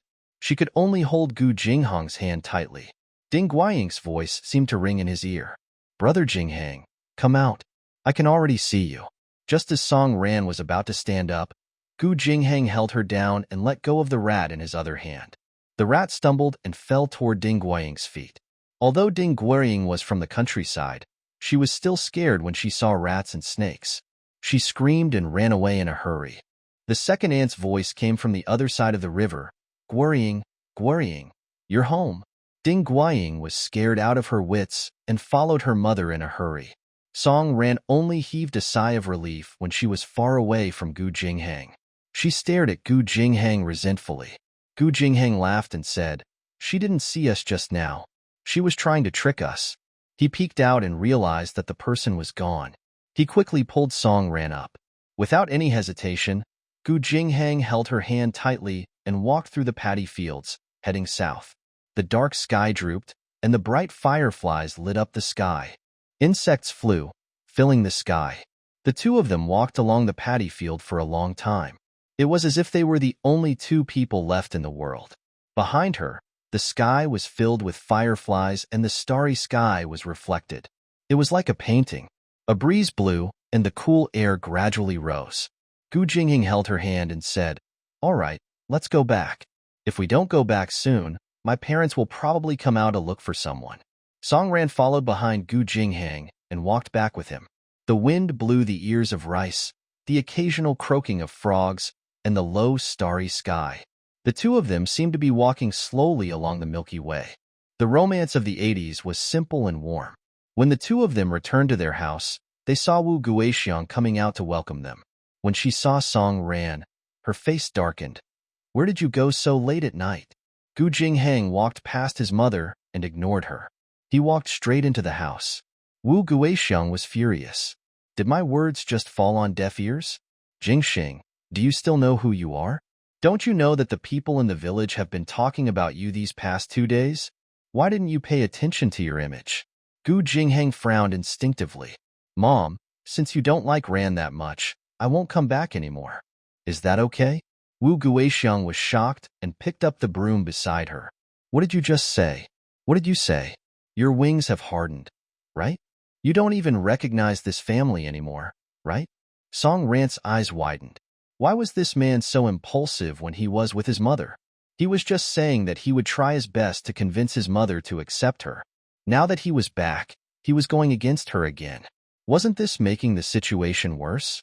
Seeing that Wu Guixiang's broom was about to hit Gu Jinghang, Song Ran did not allow any explanation and quickly blocked the broom. Why did the broom hurt so much when the mother came? Jingxing's mother really used 100% of her strength to slap people. She was really ruthless to her own son. It seemed that she was really angry. Song Ran felt like her spine was about to break. She groaned and coughed violently. She fell into Gu Jinghang's arms and looked up. She wanted to stop the fight, but Gu Jinghang's gloomy face told her that she was adding fuel to the fire by blocking him. Gu Jinghang snatched the broom from his mother's hand. Wu Guixiang's instinctive reaction was to block it with her hand. However, after she realized what she had done, she felt that her action was too stupid.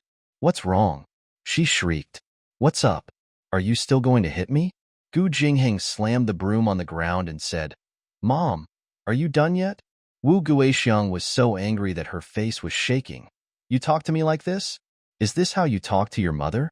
You unfilial son." You're being so rude just because of an outsider? If I don't teach you a lesson today, you won't be able to recognize your mother."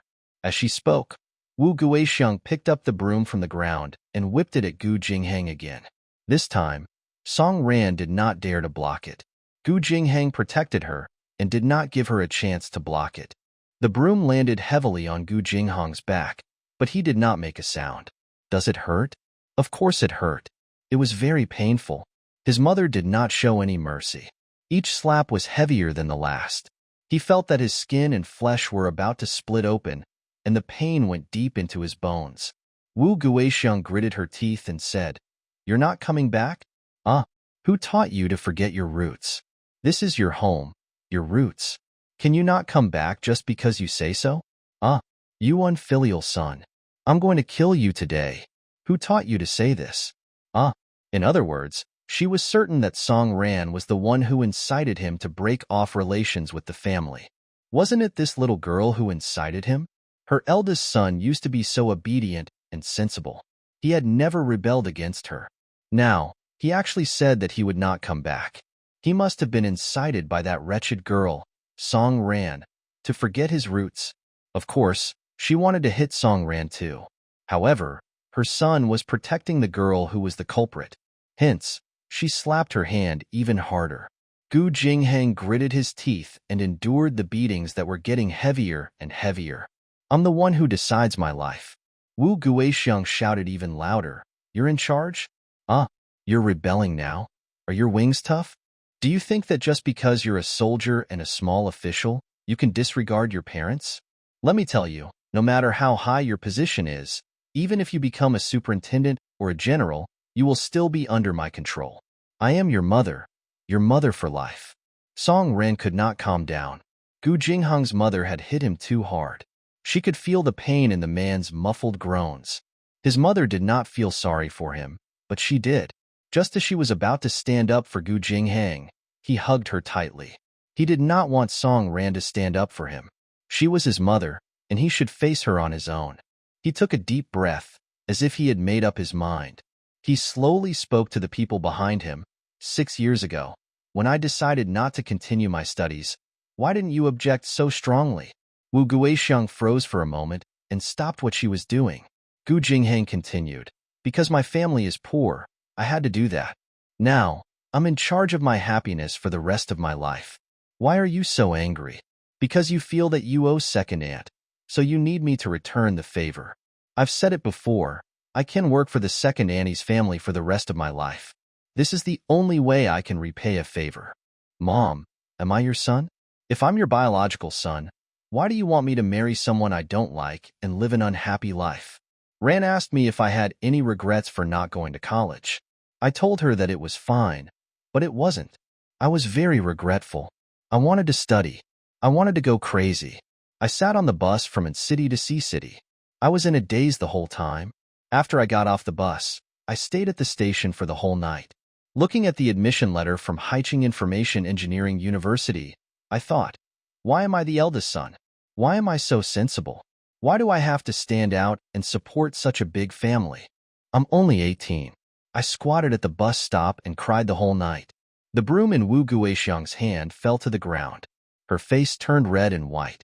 She opened her mouth but couldn't say a word. He felt suffocated and his hands trembled. Song Ran saw this and quickly helped Gu Jingheng into the west room.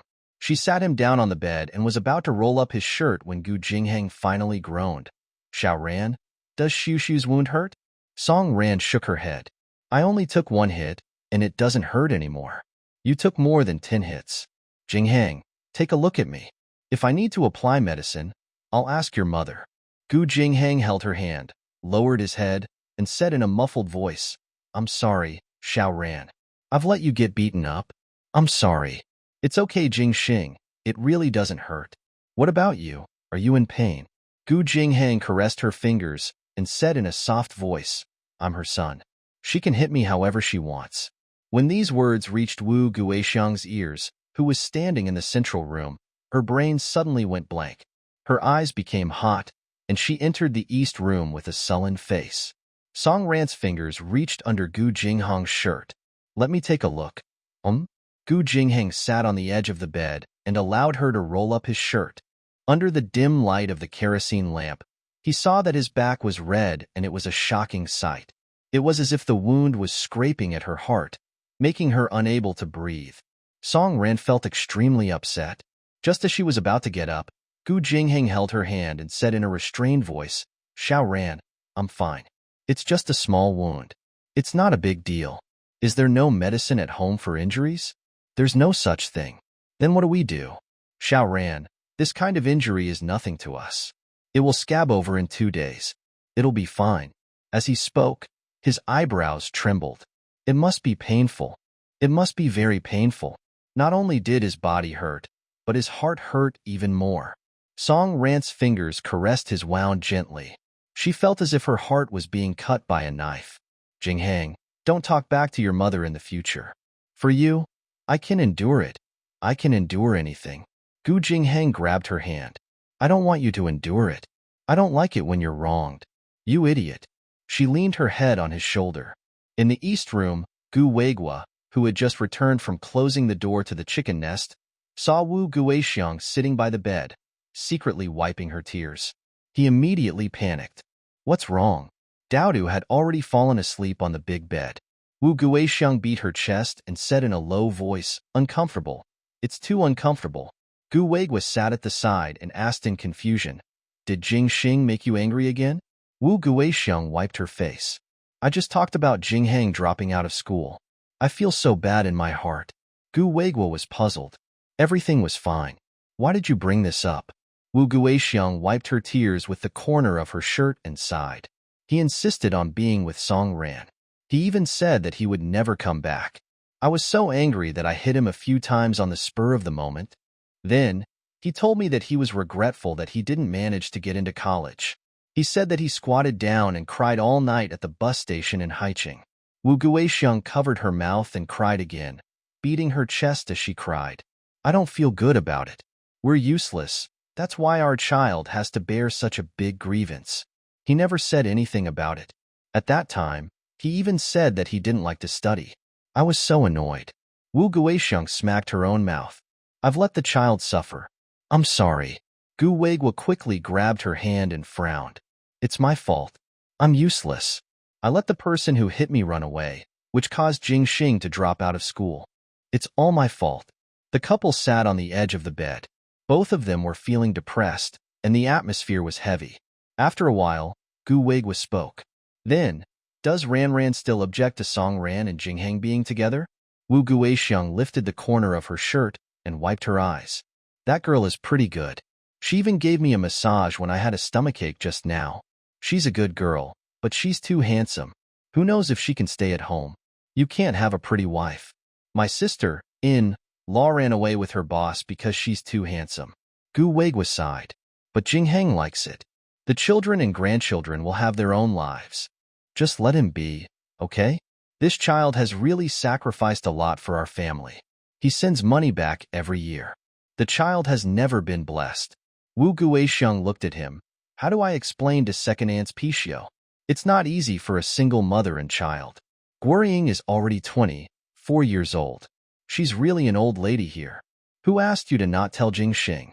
If you had told him earlier, Jing Xing would have rejected it earlier so that Guorying could get married earlier. You say, this delay, it has dragged on for so long." Wu Guixiang sighed. "Haven't I always been afraid that Jingheng didn't have that intention? I didn't dare to tell him. I don't want to say this, but don't you know what kind of girl our son likes? You're so hot-headed. Would Jing Xing be interested in Guorying? Was Jing Xing worthy of standing with Guorying? Our son is so good looking, let's not talk about it." In the west room, Gu Jingheng was about to lie down on the floor when Song Ran stopped him. "Jing Xing, the floor is hard. Come up and sleep. I won't touch you." Gu Jingheng chuckled. "It's okay, Ran. I'll just sleep on the floor. But the wound on your back." He touched her and said, "I'm fine, Ran. I'm really fine. This injury is really nothing. Don't worry, okay?" Song Ran replied softly, "Yes. If you're not feeling well, you have to tell me. I'll sleep on the floor. You can sleep on the bed. Is that okay?" "Okay. I'll tell you if you don't feel well," he said as he touched her hand. As soon as they lay down, They heard footsteps and Gu Weigua's voice at the door. Jing Xing ran your Ran's back injury? Are you okay? Gu Jinghang did not respond to him. He had his own temper too. The person he liked was being mocked by his own mother every day, and he was even beaten up. At this moment, he did not want to say anything.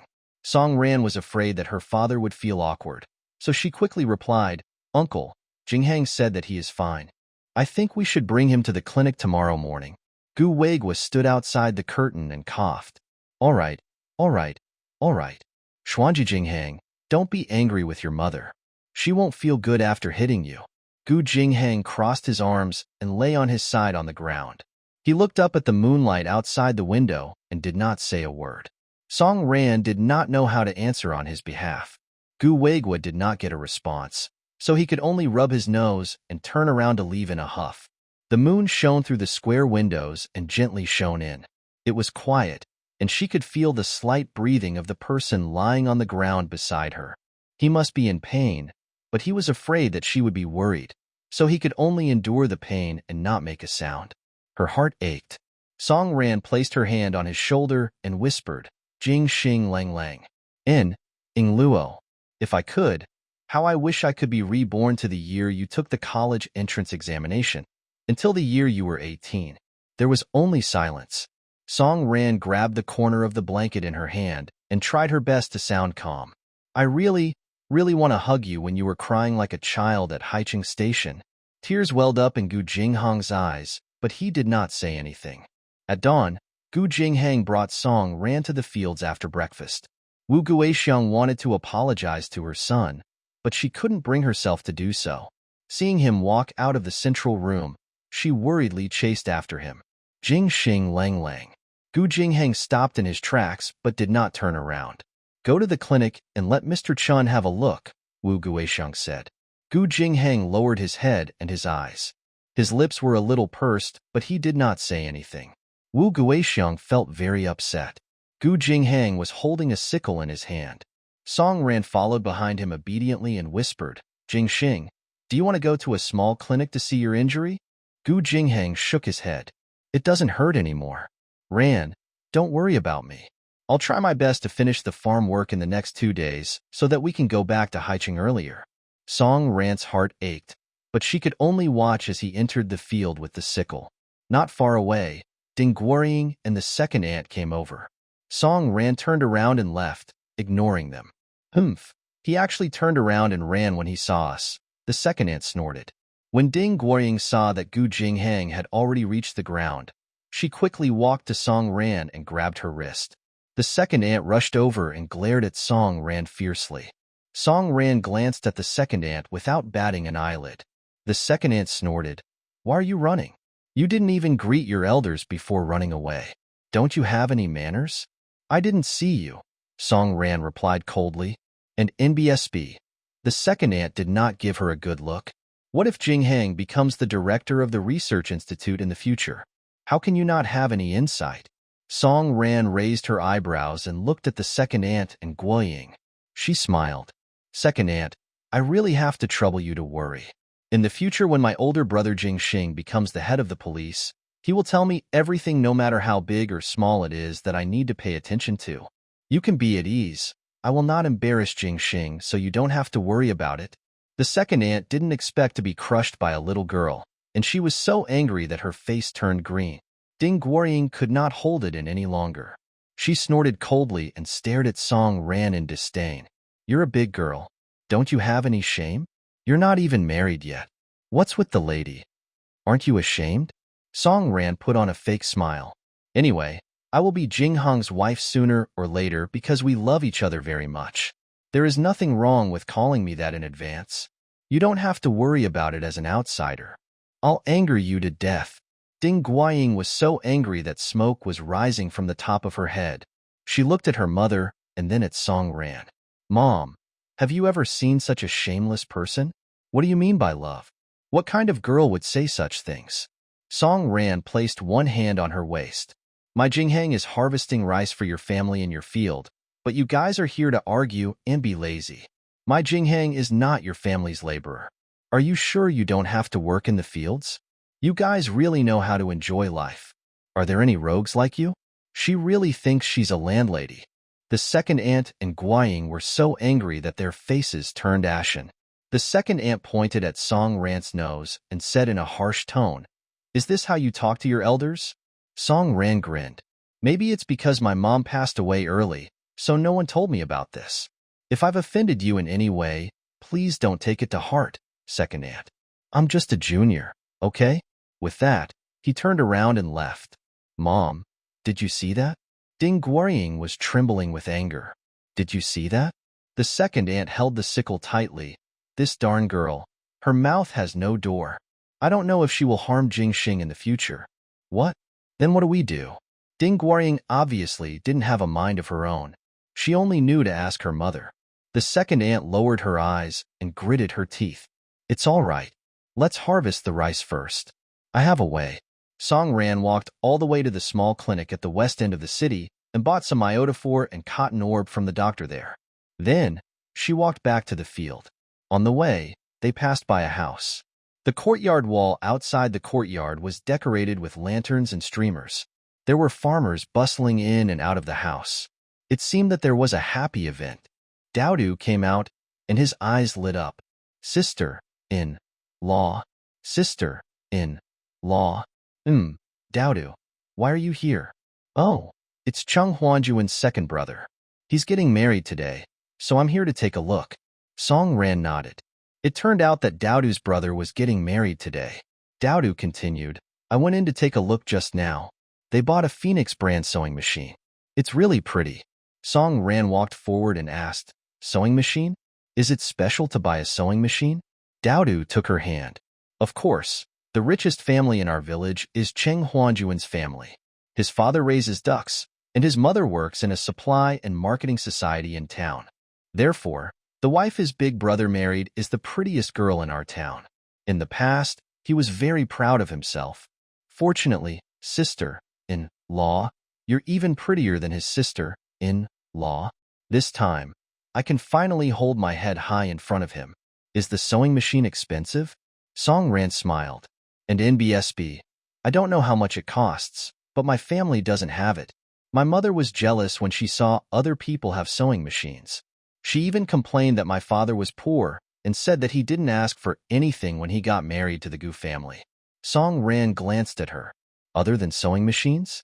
She asked, "What else does your mom like?" Daodu touched his head. "Bicycle. Cheng Huanjuan's family bought a permanent brand. Cheng Huanjuan's mother didn't even let us touch it." "What's so great about it?" Song Ran chuckled. "That's right. What's so great about a permanent brand bicycle? She still had a small car from the Santana. Wouldn't she be flying if she said that?" When they reached the alley where Gu Jinghong's house was, Daodu let go of her hand and said, "Sister-in-law, let's go to Cheng Huanjuan's house tonight to see the bride, okay?"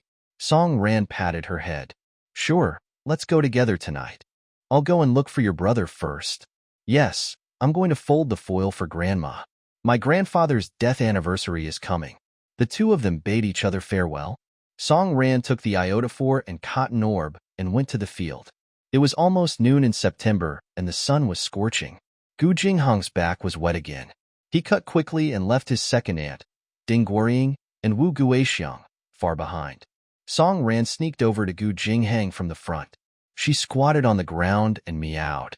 Gu Jinghang pushed aside the rice grains and saw Song Ran smiling at him. Gu Jinghang glanced behind him and saw the three of them working hard in the distance. "What are you doing?" He lowered his voice. "Ran, what are you doing?"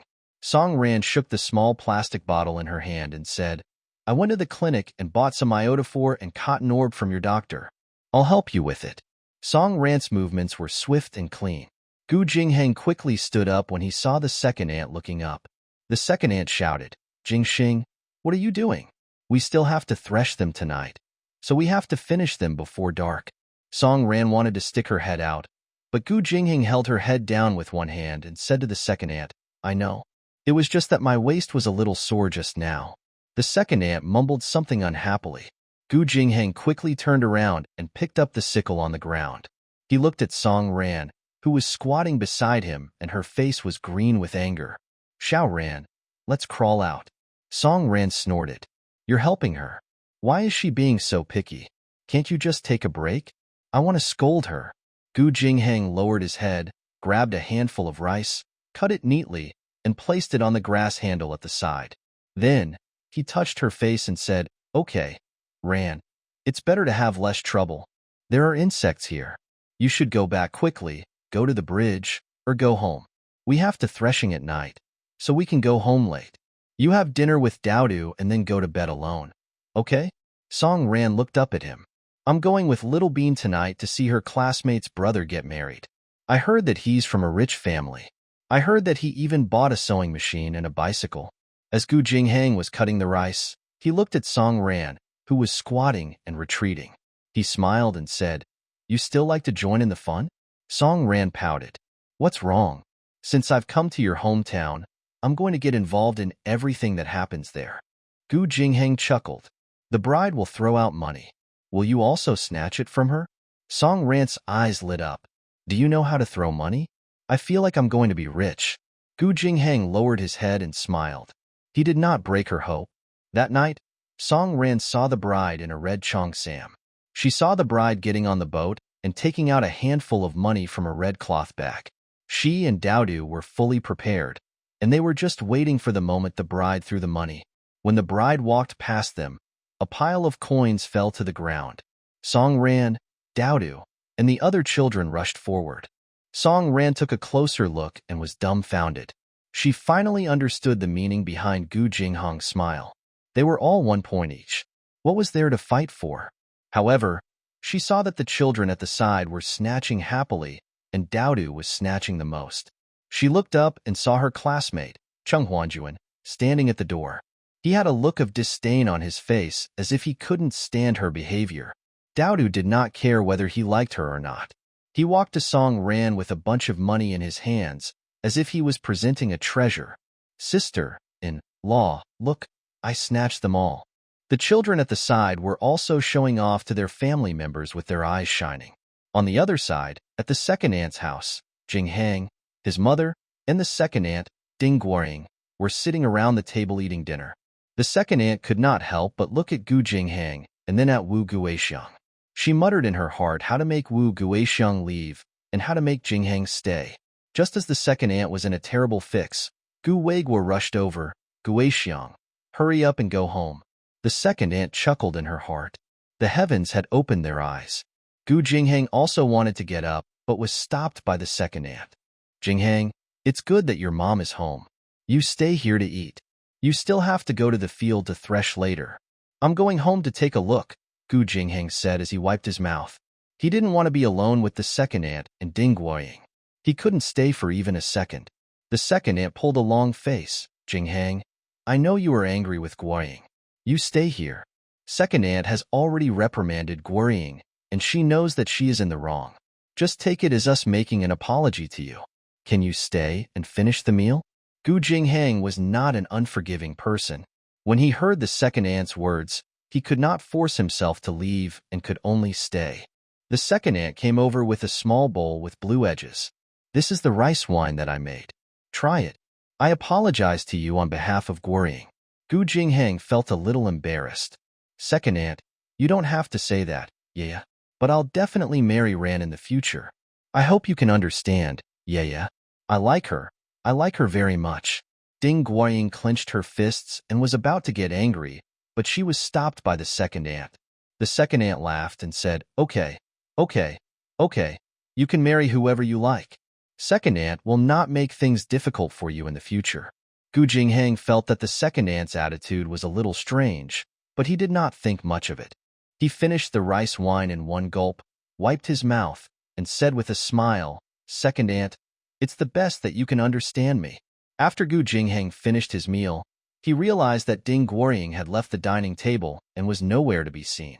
Just as he was about to stand up, he realized that his head was a little dizzy, and he felt a little off.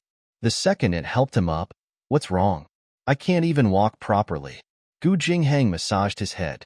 "I don't know. Maybe she drank too much rice wine. Then you should lie down for a while." The second aunt helped him into the east room. "No, I still have to thresh it for your family." It's fine. Just lie down for a while. I'll call you later." The east room was dark and the lights were not turned on. Gu Jingheng lay on the bed, panting heavily. Then, the second aunt's footsteps gradually faded away. He heard the sound of the door closing and locking. Before he could react, the bed made a squeaking sound, but he did not move. Instantly, he felt as if he was facing a great enemy. A hand reached over, and Gu Jingheng suddenly turned over. He said in a deep voice, "Who is it?" Ding Guoying's voice sounded, "Brother Jingheng. It's me, Ying Luo." Even if Gu Jingheng was slow to react, he still managed to react. He suppressed his anger and walked to the door in the dark. When he pulled the wooden door open, it was indeed locked. "Second aunt, open the door," Gu Jingheng shouted. However, it was quiet outside. The second aunt was sitting at a square table, drinking rice wine and laughing. She was a young man, so she definitely couldn't handle the laughter. Gu Jingheng's angry roar reverberated through the entire room. He almost kicked the door open. The fire in his chest was getting stronger and stronger. He did not drink much and was still rational.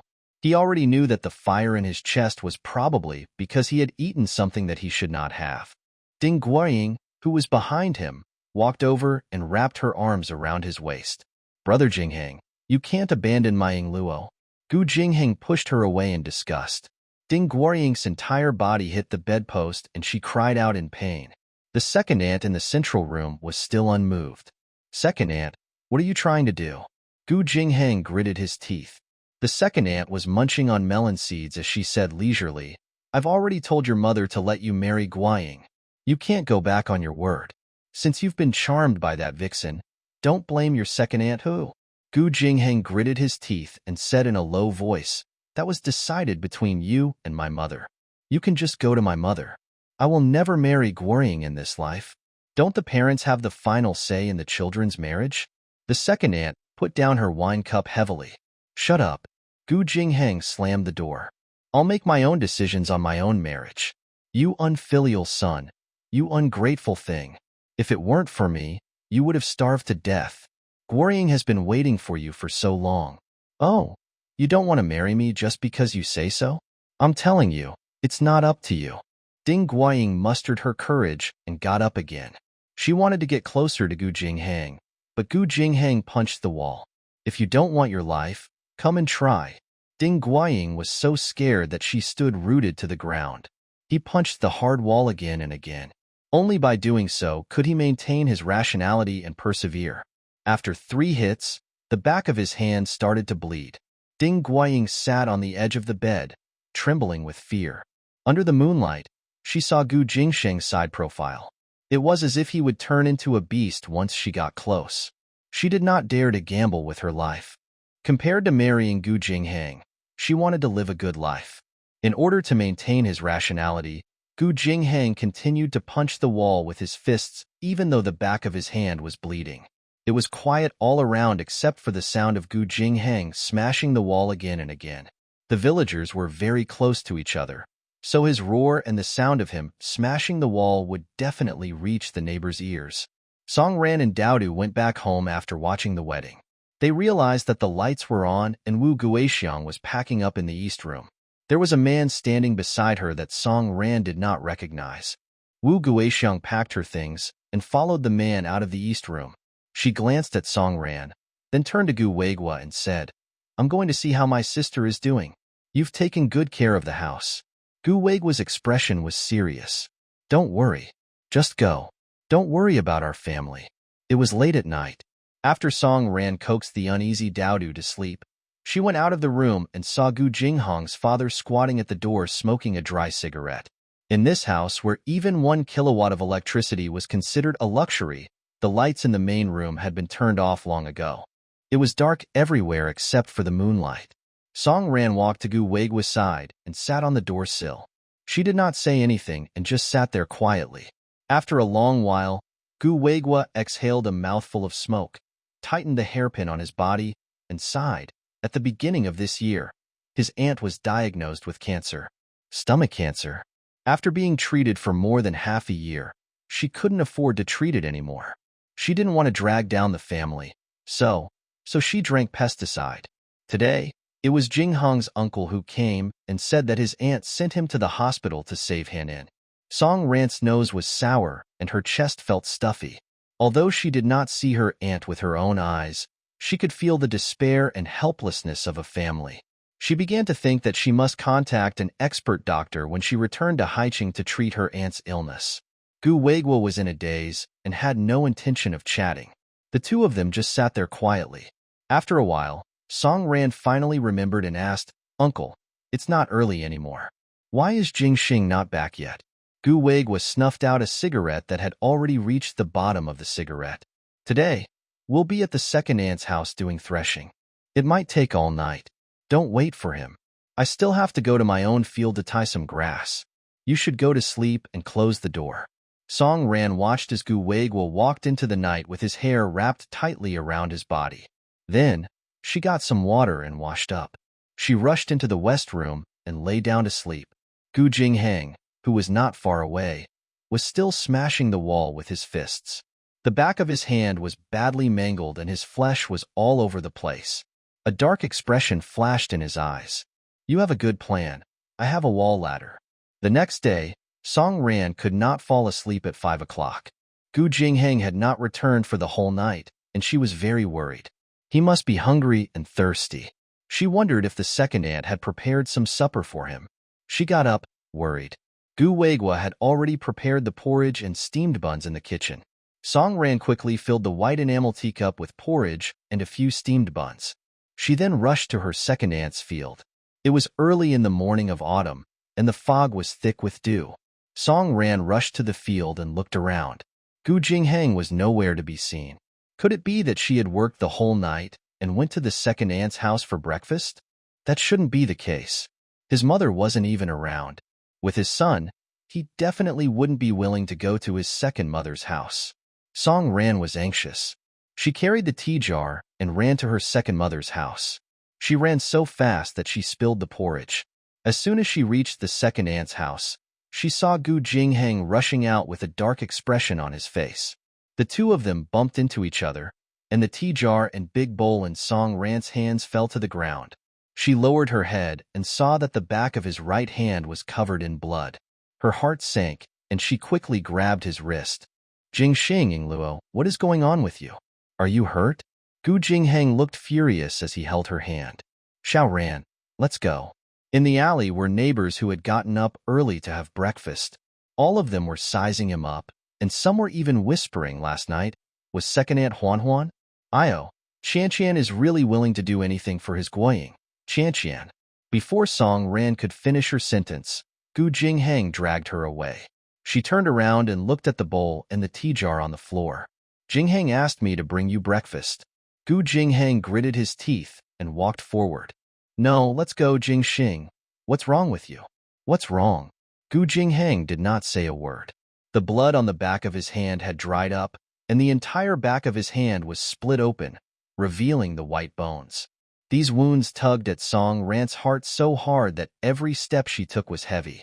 What exactly happened in her second mother's house that made Gu Jingheng, who was always gentle, so angry? After a while, Gu Jingheng pulled Song Ran back to the Gu residence. He went straight to the West Wing and started to pack his luggage. "Xiao Ran, let's go back to Sea City now." Song Ran grabbed the clothes in his hand and threw them aside. She held his right hand and looked at him with a frown. "You tell me what happened. If you don't tell me, I won't go with you." Gu Jingheng's Adam's apple moved up and down. His right hand trembled slightly. The wound was so serious that even his bones were exposed. He was in so much pain that his eyebrows were trembling. He calmed down and said in a low voice, "Xiao Ran, I'm fine." Ran, I just got injured by accident." Song Ran raised her voice.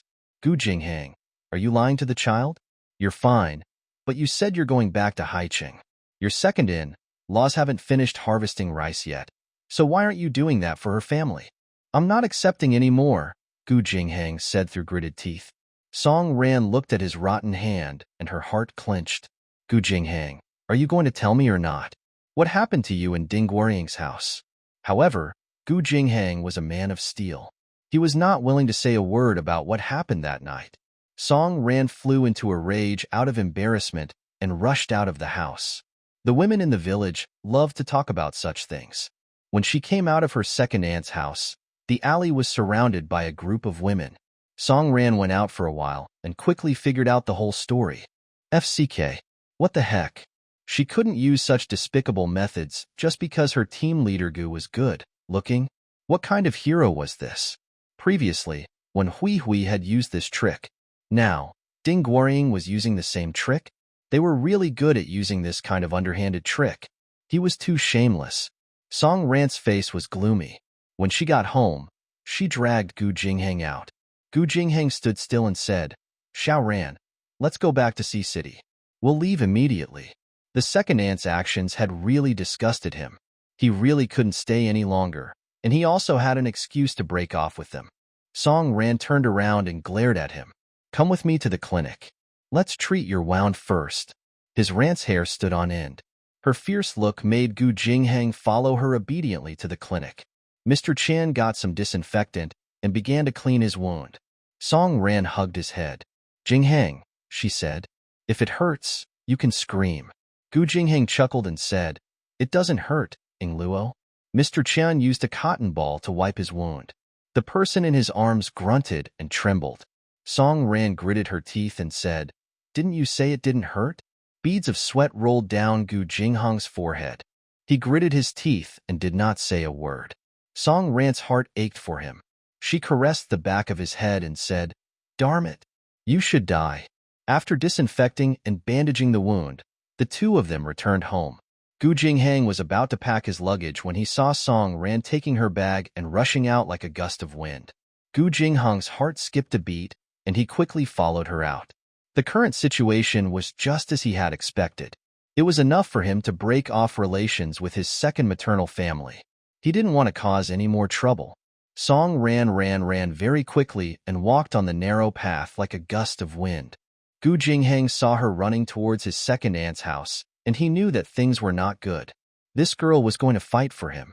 The second aunt and Guorying were not easy to deal with. What would he do if his Xiao Ran suffered? Gu Jingheng was exhausted and had lost a lot of blood. He could not outrun Song Ran, so he staggered behind her. Song Ran lifted her leg and kicked the door open at her second aunt's house. The wooden door in the countryside was not very sturdy.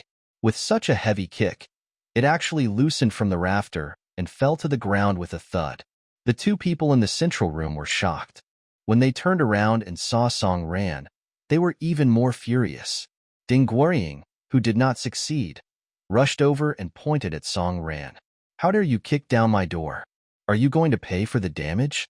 Are you going to compensate? Pa. Song Ran raised her hand and gave her a tight slap. The second aunt, who was sitting at the square table, could not sit still any longer. She stood up and rushed over. You wretched girl. How dare you come to my house and show off your power? How dare you hit my Guorying? Is she someone you can hit? Song Ran glared at her. With one hand on her waist, she pointed at the second aunt's nose with the other and said in a high-pitched voice, I've already hit her whether I can or can't. I'm hitting her, this shameless trash, and her mother who's getting more and more shameless as she lives. The second aunt was so angry that she almost fainted. You're rebelling. You're such a rude thing. You have a mother, but no mother to teach you. You're an unreasonable little beast. Song Ran kicked the other door that was still intact and glared at her fiercely. I'm shameless? You're really a thief crying thief. You're the shameless ancestor. You've done such a disgusting thing, and you still have the face to say I'm unreasonable? The second aunt was so angry with Song Ran that her face turned red. She raised her hand and was about to slap Song Ran. However, Gu Jingheng rushed over and grabbed her wrist. With a strong swing, the second aunt staggered and fell to the ground. She began to cry out sorrowfully. They're all bullying us. You're bullying us, you ungrateful thing, you white-eyed wolf. If it weren't for me, you wouldn't be alive today. You're capable now. You've hardened your wings. You're an official now, and you're helping outsiders to bully your second aunt, right? There's no justice.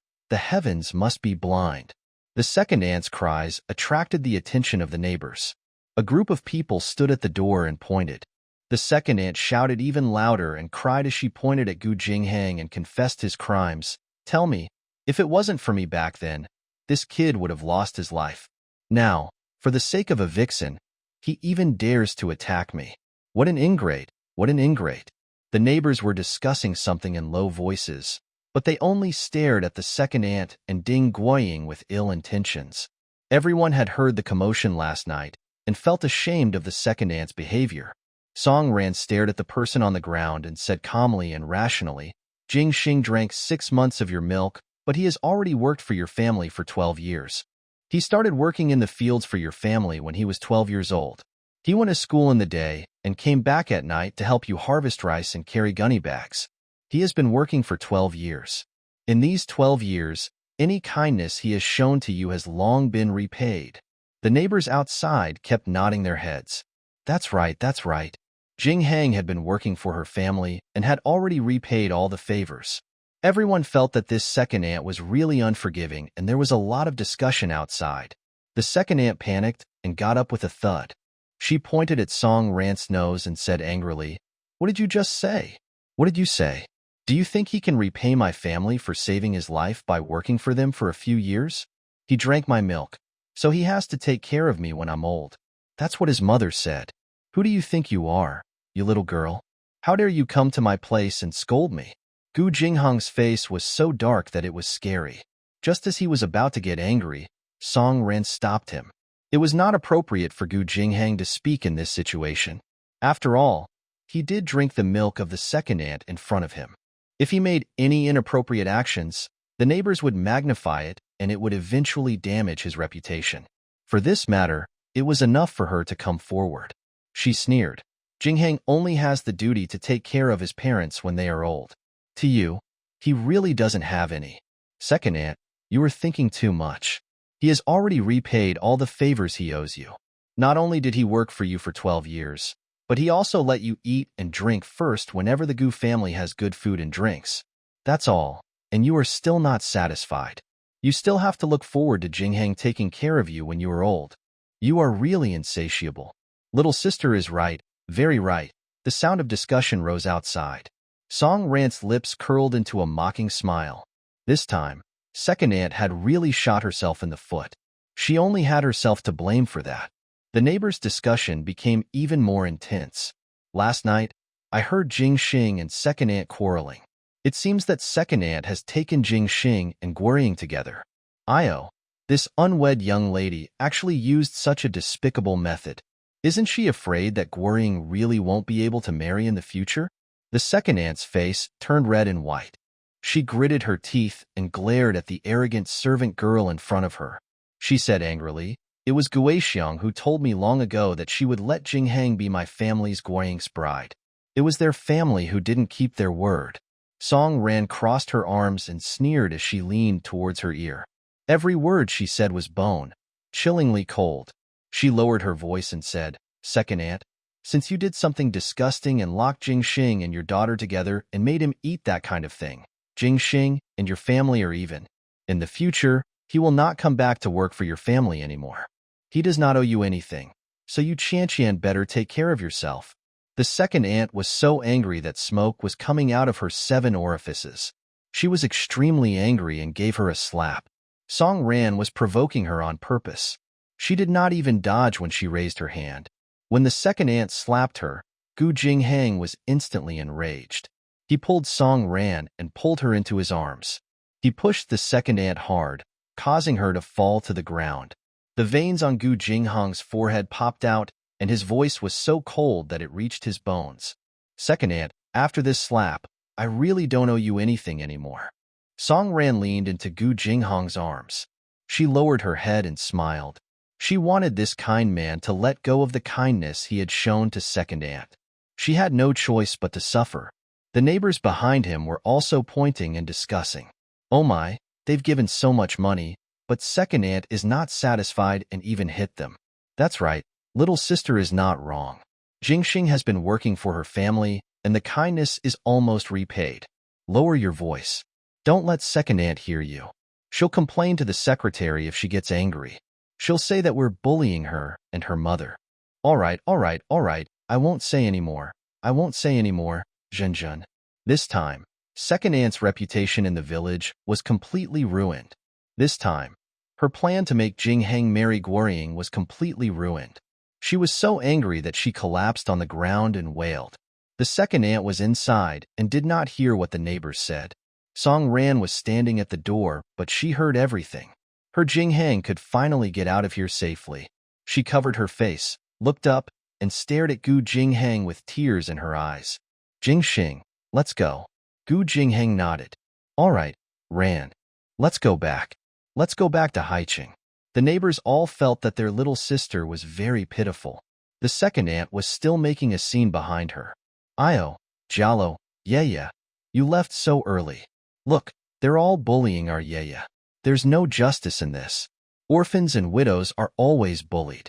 It's fine if others bully us, but even the child I raised is bullying me. There's no justice, there's no justice. Yaya, why is my life so bitter? I'll just die. Yaya, just die. Ding Guiying squatted at the side and said, Mother, mother, mother, mother. The second aunt hugged Ding Guorying and cried, Guorying, we've had a hard life. Your dad died early. If he was still alive, who would dare to bully us like this? Ioing Luo. Gu Jinghong's face darkened. He pulled Song Ran and turned around to leave. The success in Song Ran's eyes was fleeting. At least, the neighbors in the village had figured out the whole story. Jinghong's reputation would not be easily tarnished by the mother and son. Shameless people were always the same. When Hui Hui used dirty tricks, and so did the second aunt and Ding Guorying. These people were like flies, staring at the man who belonged to her like vultures. Detestable. How detestable. The second aunt watched as Gu Jingheng and that BTCH left together.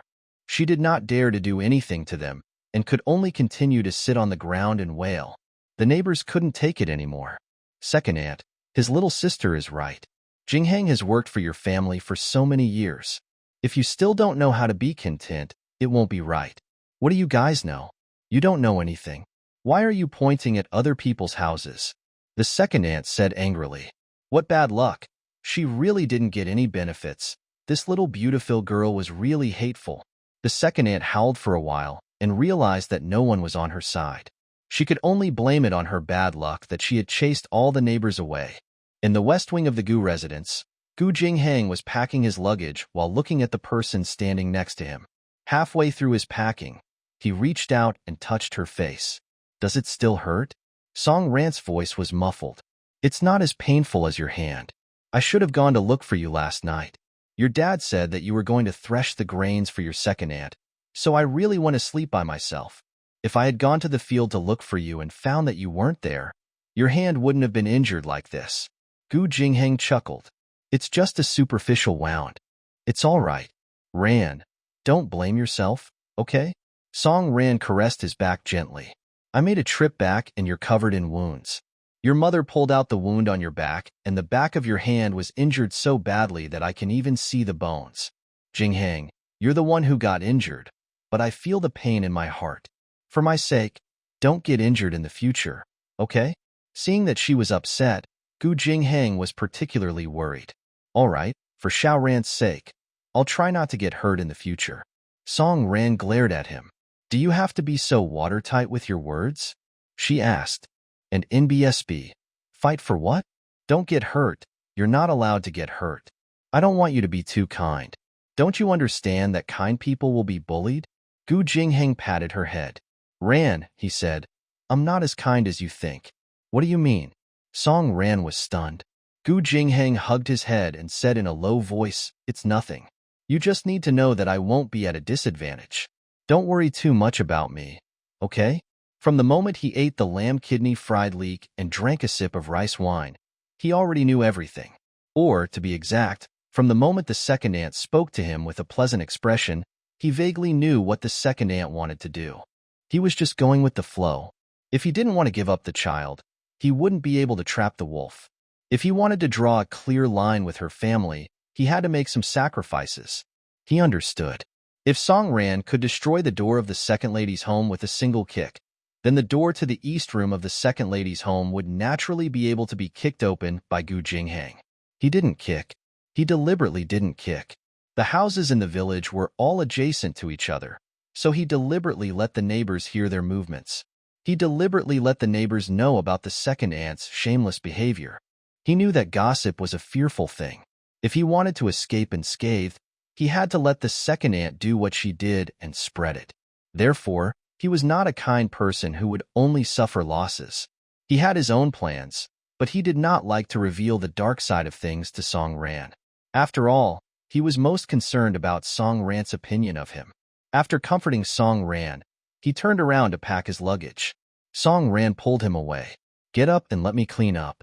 Your hand is so injured." Team leader Gu sat by the bed with a clear conscience and watched his Xiao Ran fold the clothes clumsily and put them into the handbag beside her. When the luggage was packed, Gu Weigua came back from the field. Gu Jingheng said, "Dad, I'm going back to Haicheng." Gu Weigua was stunned. Why are you leaving all of a sudden?" Gu Jingheng hesitated and did not want to say anything more. Song Ran quickly said, "Oh, uncle, there's an urgent matter at Jingheng Research Institute. I have to go back." Gu Weigua saw that Gu Jingheng's right hand was tightly wrapped in gauze and said worriedly, "The referee is injured? Was it damaged by the machine when I was threshing at second aunt's house last night?" Gu Jingheng nodded perfunctorily. "Yeah, I'm slightly injured. Are you all right?" Gu Weigua was worried. It's fine. Just now, your uncle came over to inform you that your aunt was saved and had her stomach pumped. Your mother will be staying there for a few days to take care of her. Are you in such a hurry to leave? Don't you want to wait for your mom to come back first? What's wrong with my aunt?" Gu Jingheng was confused. Song Ran explained it to him in a low voice. Gu Jingheng's heart was in a state of shock, but he was completely relieved when he knew that his aunt was fine. Gu Jingheng insisted on leaving, and Gu Weigua could roughly guess what the second aunt had done to force the child to leave. He said dejectedly, "Sai, you left so suddenly that I didn't have time to prepare anything for you to eat. I'll get you some salted duck eggs and pickled lettuce. Porridge is the best for breakfast. There's also salted fish and salted meat. Take some of them with you." Gu Jingheng waved his hand. "Dad, there's no need. You can keep it for yourselves. There's everything in the Research Institute's cafeteria. Don't be too stingy to eat it, okay?" Gu Weigua was a little reluctant. "Are you really not going to tell your mother? I've only seen you for a few days a year, and your mom really felt bad when she beat you up that day. Besides, she's willing to accept Ran.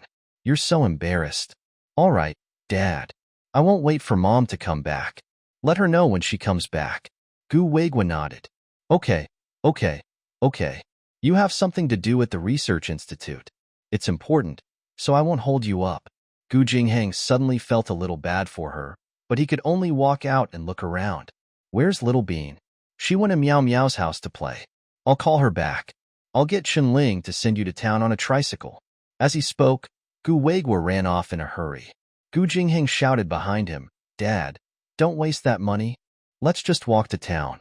Gu Weigua had already disappeared. Song Ran felt a little sad when she saw that. She pulled his hand and said, "Your dad is quite reluctant to leave you. Jingheng, why don't Ran stay for 2 more days?" Gu Jingheng's expression was firm. "I'm not keeping you, Ran. I don't want to stay anymore."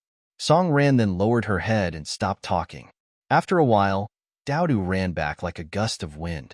As soon as she came back, she held Gu Jingheng's hand and tears rolled down her face. "Big brother, you're leaving again?" Song Ran's heart clenched. She quickly reached out and touched her head. "Daodu, we'll be back for the new year. It's only a few months away, and sister-in-law will bring you a gift then, okay?" Daodu cried sadly. "Big brother always comes back every year for the new year. He already came back last year." Gu Jingheng touched her face. Don't cry, he said. Daodu cried so hard that she could not control herself. She held on to Gu Jingheng's hand tightly and did not let him go. Song Ran quickly took out a notebook from her bag. The cover of the notebook was a cartoon with a picture of a young girl in a flowery dress. She then took out a nice-looking pin and passed it to Daodu. "Little Bean, if you miss Big Brother, you can send him a letter. I'll send you a letter when I return to Haicheng. We can be pin friends, okay?" Daodu had never seen such an exquisite hardcover notebook and pin. He immediately stopped crying and raised his sleeve to wipe his tears. He opened the notebook and saw that there were some posters of some coastal celebrities and Song Ran's copied lyrics. He was immediately attracted to it. Sister-in-law, she said to Song Ran, smiling through her tears, this looks really good. Song Ran caressed her head. I'm glad you like it. If you like it, I'll send it to you in the future. Don't spoil her too much, Gu Jingheng said in a low voice. Song Ran glanced at him and said, you call this getting used to it? Gu Jingheng, you're too harsh. Her elder sister, Song Xian, had given her gold and silver. She had only given 2 laptops to her future sister-in-law. How could that be considered as spoiling her? Team leader Gu, you're exaggerating. After a while, Gu Weigua came back in a hurry. He had run so fast that his hair was a mess from the wind. He laughed and walked over. Jingheng, Chenling is already on his 3-wheeled motorcycle. You will be there in a while. I have already given him the money. Don't give him twice the amount, understand? Gu Jingheng looked at Gu Weigua's eyes that were trying hard to hide his reluctance to part with him and suddenly felt guilty. He knew that his family was worried about him when he was away all year round. His mother was worried that he would leave without saying goodbye. She would probably feel bad, but I understand, he nodded. Gu Jingheng told his grandmother. Under his grandmother's strong reluctance to part, he braced himself and pulled Song Ran towards the dam. Daodu held his hand and sent him off. The 3 of them reached the dam and got on the tricycle. They heard Gu Weigua shouting from behind. Wait a moment, wait a moment. Gu Weigua ran over breathlessly, his forehead full of sweat. He put the snakeskin bag in his hand on the tricycle. I'll get you something to eat, and 2 live chickens. Ran, the live chickens are for you, free-range chickens from the countryside. They're the most nutritious. Go home and make some soup. Okay? Thank you, Uncle. Song Ran sobbed. And NBSB, Gu Weigua smiled. What are you thanking me for? Jingheng is in Haicheng. I'll have to trouble you to take care of him. Tears welled up in Song Ran's eyes. Uncle, he's my boyfriend. It's my duty to take care of him. Gu Weigua nodded his head. Third Master, I'll send them off now, Chenling shouted. Gu Weigua's smile was reserved and reluctant. He hardened his heart and said, let's go, Jingheng. Xiao Ran. Be careful on the road, understand? When you get to Sea City, write a letter back to report that you're safe, understand? Yes, father. Gu Jingheng nodded. I understand. The tricycle gradually disappeared into the distance, and Daodu chased after it for a long time. In the end, he hugged his notebook and reluctantly stopped. In this backward small village, Haicheng was a distant place for the small Daodu. She couldn't imagine what kind of life her brother and sister-in-law were living in that distant place. She thought to herself, I'll study hard in the future and strive to get into the big city. That way, I can see brother and sister-in-law more often. Gu Weigua lit up a crumpled cigarette and stood on the dam, facing the cold wind. His eyes were full of sorrow and reluctance. He sighed and said to Daodu, in the future, your second brother will also go to the big city to study, and you will also leave. You will leave, you will leave, you will leave, Ingluo. Daodu was still too young and didn't understand the joys and sorrows of adults. She only had a longing for the future and was eager to go to the big city to broaden her horizons. However, when she saw her father's eyes filled with tears and his hand trembling slightly while holding a cigarette, she didn't know why, but her heart suddenly clenched and her chest felt stuffy. She was particularly sad. She tugged at Gu Weigua's sleeve. Dad, if I go to the big city in the future, I'll bring you and Mom over. I'll definitely be filial to you. Gu Weigua's worries instantly disappeared. He looked at his younger daughter with relief and touched her head. Daodu is so sensible. On the tricycle that was moving away, Jingheng's eyes were full of reluctance. Song Ran felt that she was much happier than Gu Jingheng. She looked at his hand with heartache and said softly, after you go back, don't let this hand get wet, understand? It's just a little dirty, huh? Yes, he replied softly. It was already the next morning when they arrived at Haicheng after a long and tiring journey. In front of the Song family's mansion, Gu Jingheng handed Song Ran's luggage to her. Ran, I won't go in. Since I'm back, I have to report to the research institute. Song Ran could not stop him. She reminded him again. Remember to get your team doctor to change the medicine for you every day. Otherwise, your wound will get inflamed. Understand? Gu Jinghang responded to each and every one of them and left in a hurry. Song Ran pushed the door open and entered. Her family was having breakfast. When Song Xian saw her sister, she walked over excitedly.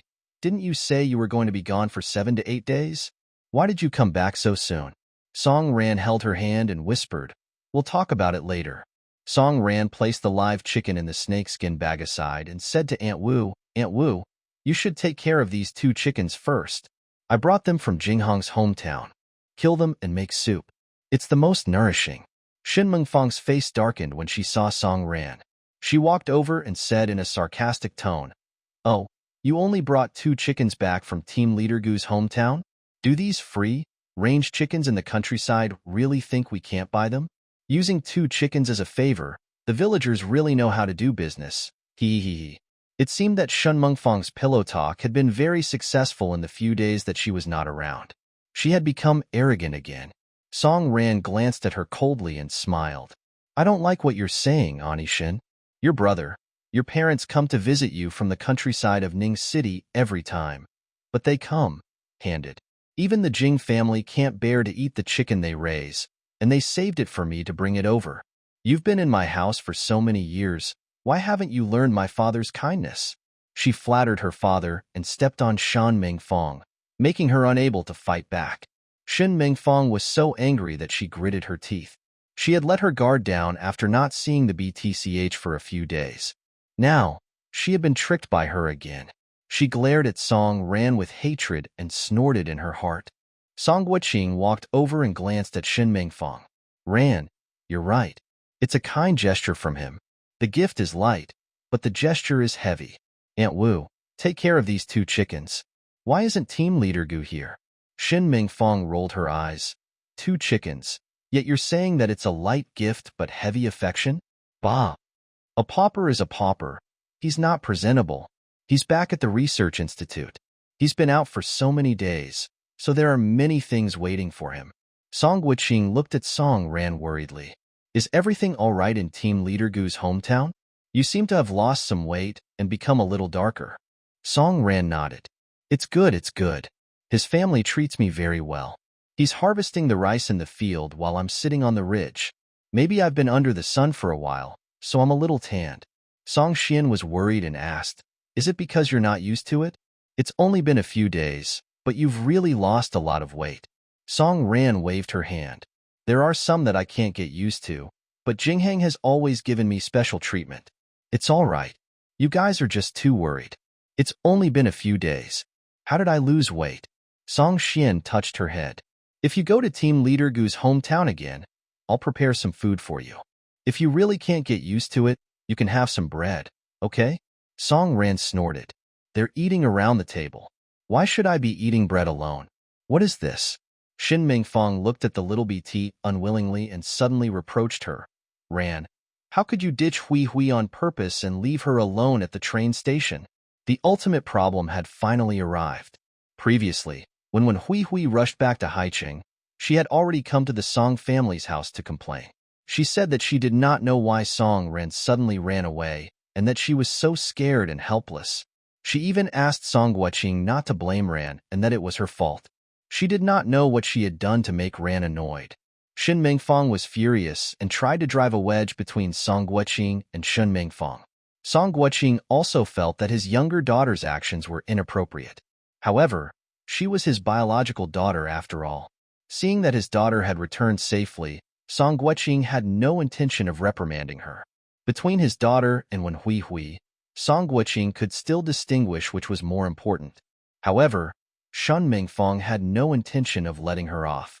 She was just making a big fuss over this. Song Ran smiled and looked at Shin Mengfang. Did Hui Hui say that I dumped her? She asked. And NBSB, this Hui Hui is really. Maybe she's afraid that my dad will blame her. Dad, it's like this. Hui Hui didn't follow us closely and got separated from us. I was so worried that I waited for her at City's train station for a whole day and looked for her everywhere, but I didn't see her. I thought that she might have returned to Haicheng after getting separated from us. I couldn't sleep or eat well at Jinghong's old house. I originally planned to stay for 7 or 8 days, but I couldn't stay for more than 4 days. Is Hui Hui all right? Shin Mengfang's expression was wonderful. She gave Song Ran a sidelong glance. Did Hui Hui get lost? How could that be possible? If you were to leave with her, how could you possibly get separated? If you don't like Hui Hui following you, you should have told us earlier. You're going to Team Leader Gu's old house alone, without anyone to accompany you. You have no idea how worried your dad has been these few days. Song Ran smiled at her father and quickly held Song Guoqing's arm. Dad, I've made you worry. I'm doing well in Jinghong's hometown. I'm sleeping with his sister. His sister is very cute. Next time, I can ask her to come over to play. You will definitely like it when you see it. Okay, that's good. Song Guoqing nodded. Shin Mengfang didn't get the upper hand with her words. In the master bedroom, Shin Mengfang asked Song Guoqing. Xiao Ran must have been tricked by Team Leader Gu and left Hui Hui behind. Hui Hui is an honest child. She wouldn't lie to anyone. Tell me, how could they have gotten separated? Song Guoqing put on his Chinese tunic suit and his watch, and said perfunctorily, that's because Hui Hui didn't bring her brain along. She didn't follow him closely. She's not reliable. Shin Mengfang's face turned green with anger. Old Song, you can't say that. Hui Hui did her best. Team Leader Gu must have played some tricks. Think about it. We're in a foreign place. Hui Hui might have lost him if she wasn't careful. You should ask Ran if there were any ceremonies or engagement ceremonies in his hometown. Maybe some poor relatives from the countryside will come to our house and ask for dowry. I'm telling you, people from the countryside are the greediest. Song Guoqing glanced at her. It's good that Ran came back safely. Didn't you hear her? Team Leader Gu works until midnight, and Ran sleeps in the same room as Team Leader Gu's sister. She's busy with her farm work, so she doesn't have the time to hold a ceremony. Don't think too much about it. Shin Mengfang gritted her teeth. This BTCH had just coaxed her father with a few words, and her father was so obedient that he believed her without a doubt. This BTCH really had her own tricks up her sleeves. She didn't believe that she wouldn't be able to deal with the little girl. Song Xian was reading in her room as it was Sunday. Song Ran pushed the door open and went to her sister's side with a sly smile. Song Xian glanced at her and said, how does it feel to have a 5-day trip to the countryside? My second miss? Song Ran picked up the cup beside her and took a sip of fruit tea. She sighed comfortably. To be honest, home is still the best. If it wasn't for Gu Jinghang, I wouldn't have been able to stay there. How's life there? Song Ran pouted. That's really a mess. It's like chicken feathers on the ground. Song Ran told her sister all the anecdotes about her village. The two sisters chatted until lunchtime. When they went downstairs together, they saw an uninvited guest. Song Ran walked to the first floor and glanced at the people sitting at the dining table. She grabbed Wen Hui's hand and said, Hui Hui, do you know how worried I was when you got lost? I'm relieved to see you safe and sound. When Hui gritted her teeth. Song Ran was really good at pretending. She glanced at Song Guoqing and pretended to be pitiful. Weren't you the ones who didn't inform me when you got off the train? Ran, you're so embarrassed. Song Ran looked at her with a smile. Look at you. You must be muddled from your sleep. Are you worried that I'll dump you? Are you dreaming that we really did dump you? We clearly arrived at an city train station, but you got separated from us. Jinghang and I have been waiting for you the whole day. She was just speaking without thinking. Song Ran was getting better and better at it, especially in front of Wen Hui and Shin Mengfang. It was as if she was born with it. She spoke so sincerely that people who did not understand the situation could really be deceived by her. Song Guoqing didn't have much interest in this matter. He waved his hand. All right. It's enough that the two of you have returned safely. Shin Mengfang was filled with hatred. What did he mean by it was fine as long as both of them returned safely? However, she knew that if she continued to pursue this matter, Old Song would probably be annoyed.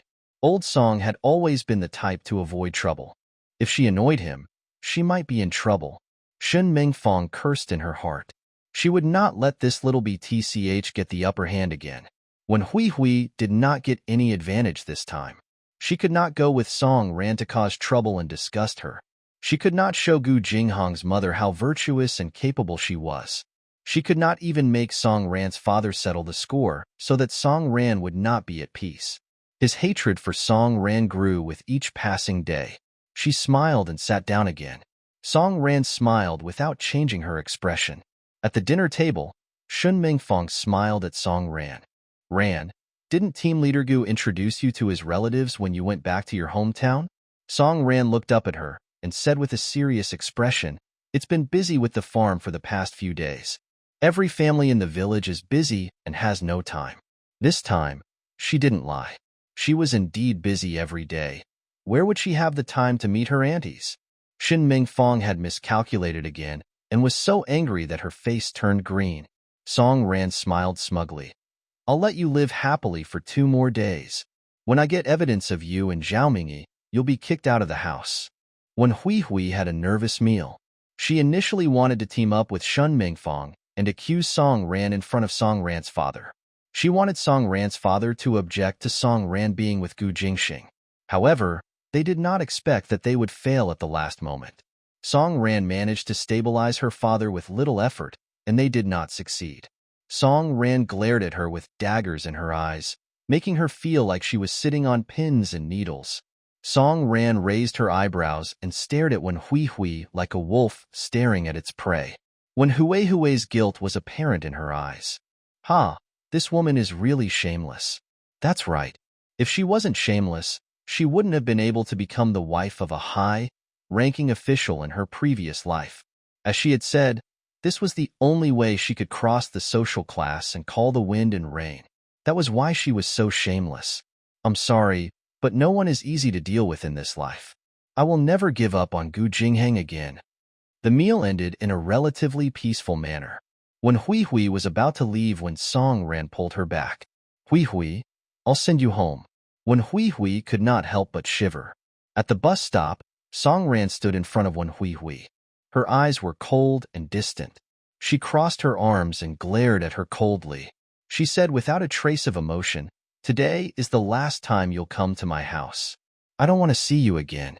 Qian, do you hear me?" When Hui Hui was shorter than her by a head and could only look up at her. The expression on her face was pitiful and she was willing to show weakness. She choked and said, "Xiao Ran, do you really not believe me?" When Hui Hui, Song Ran sneered, "Don't pretend to be so weak in front of me, okay? Song Ran, don't fall for your tricks anymore. Aren't you following me and Jingheng to An City just to make things difficult for me? Don't you just want to show that you are diligent and virtuous in front of Jingxing's mother?" When Hui Hui felt as if she was facing a formidable enemy, there was a flash of panic in her eyes. Was Song Ran a worm in her stomach? How could he know her plans so clearly? "Xiao Ran, are you willing to listen to my explanation?" "No."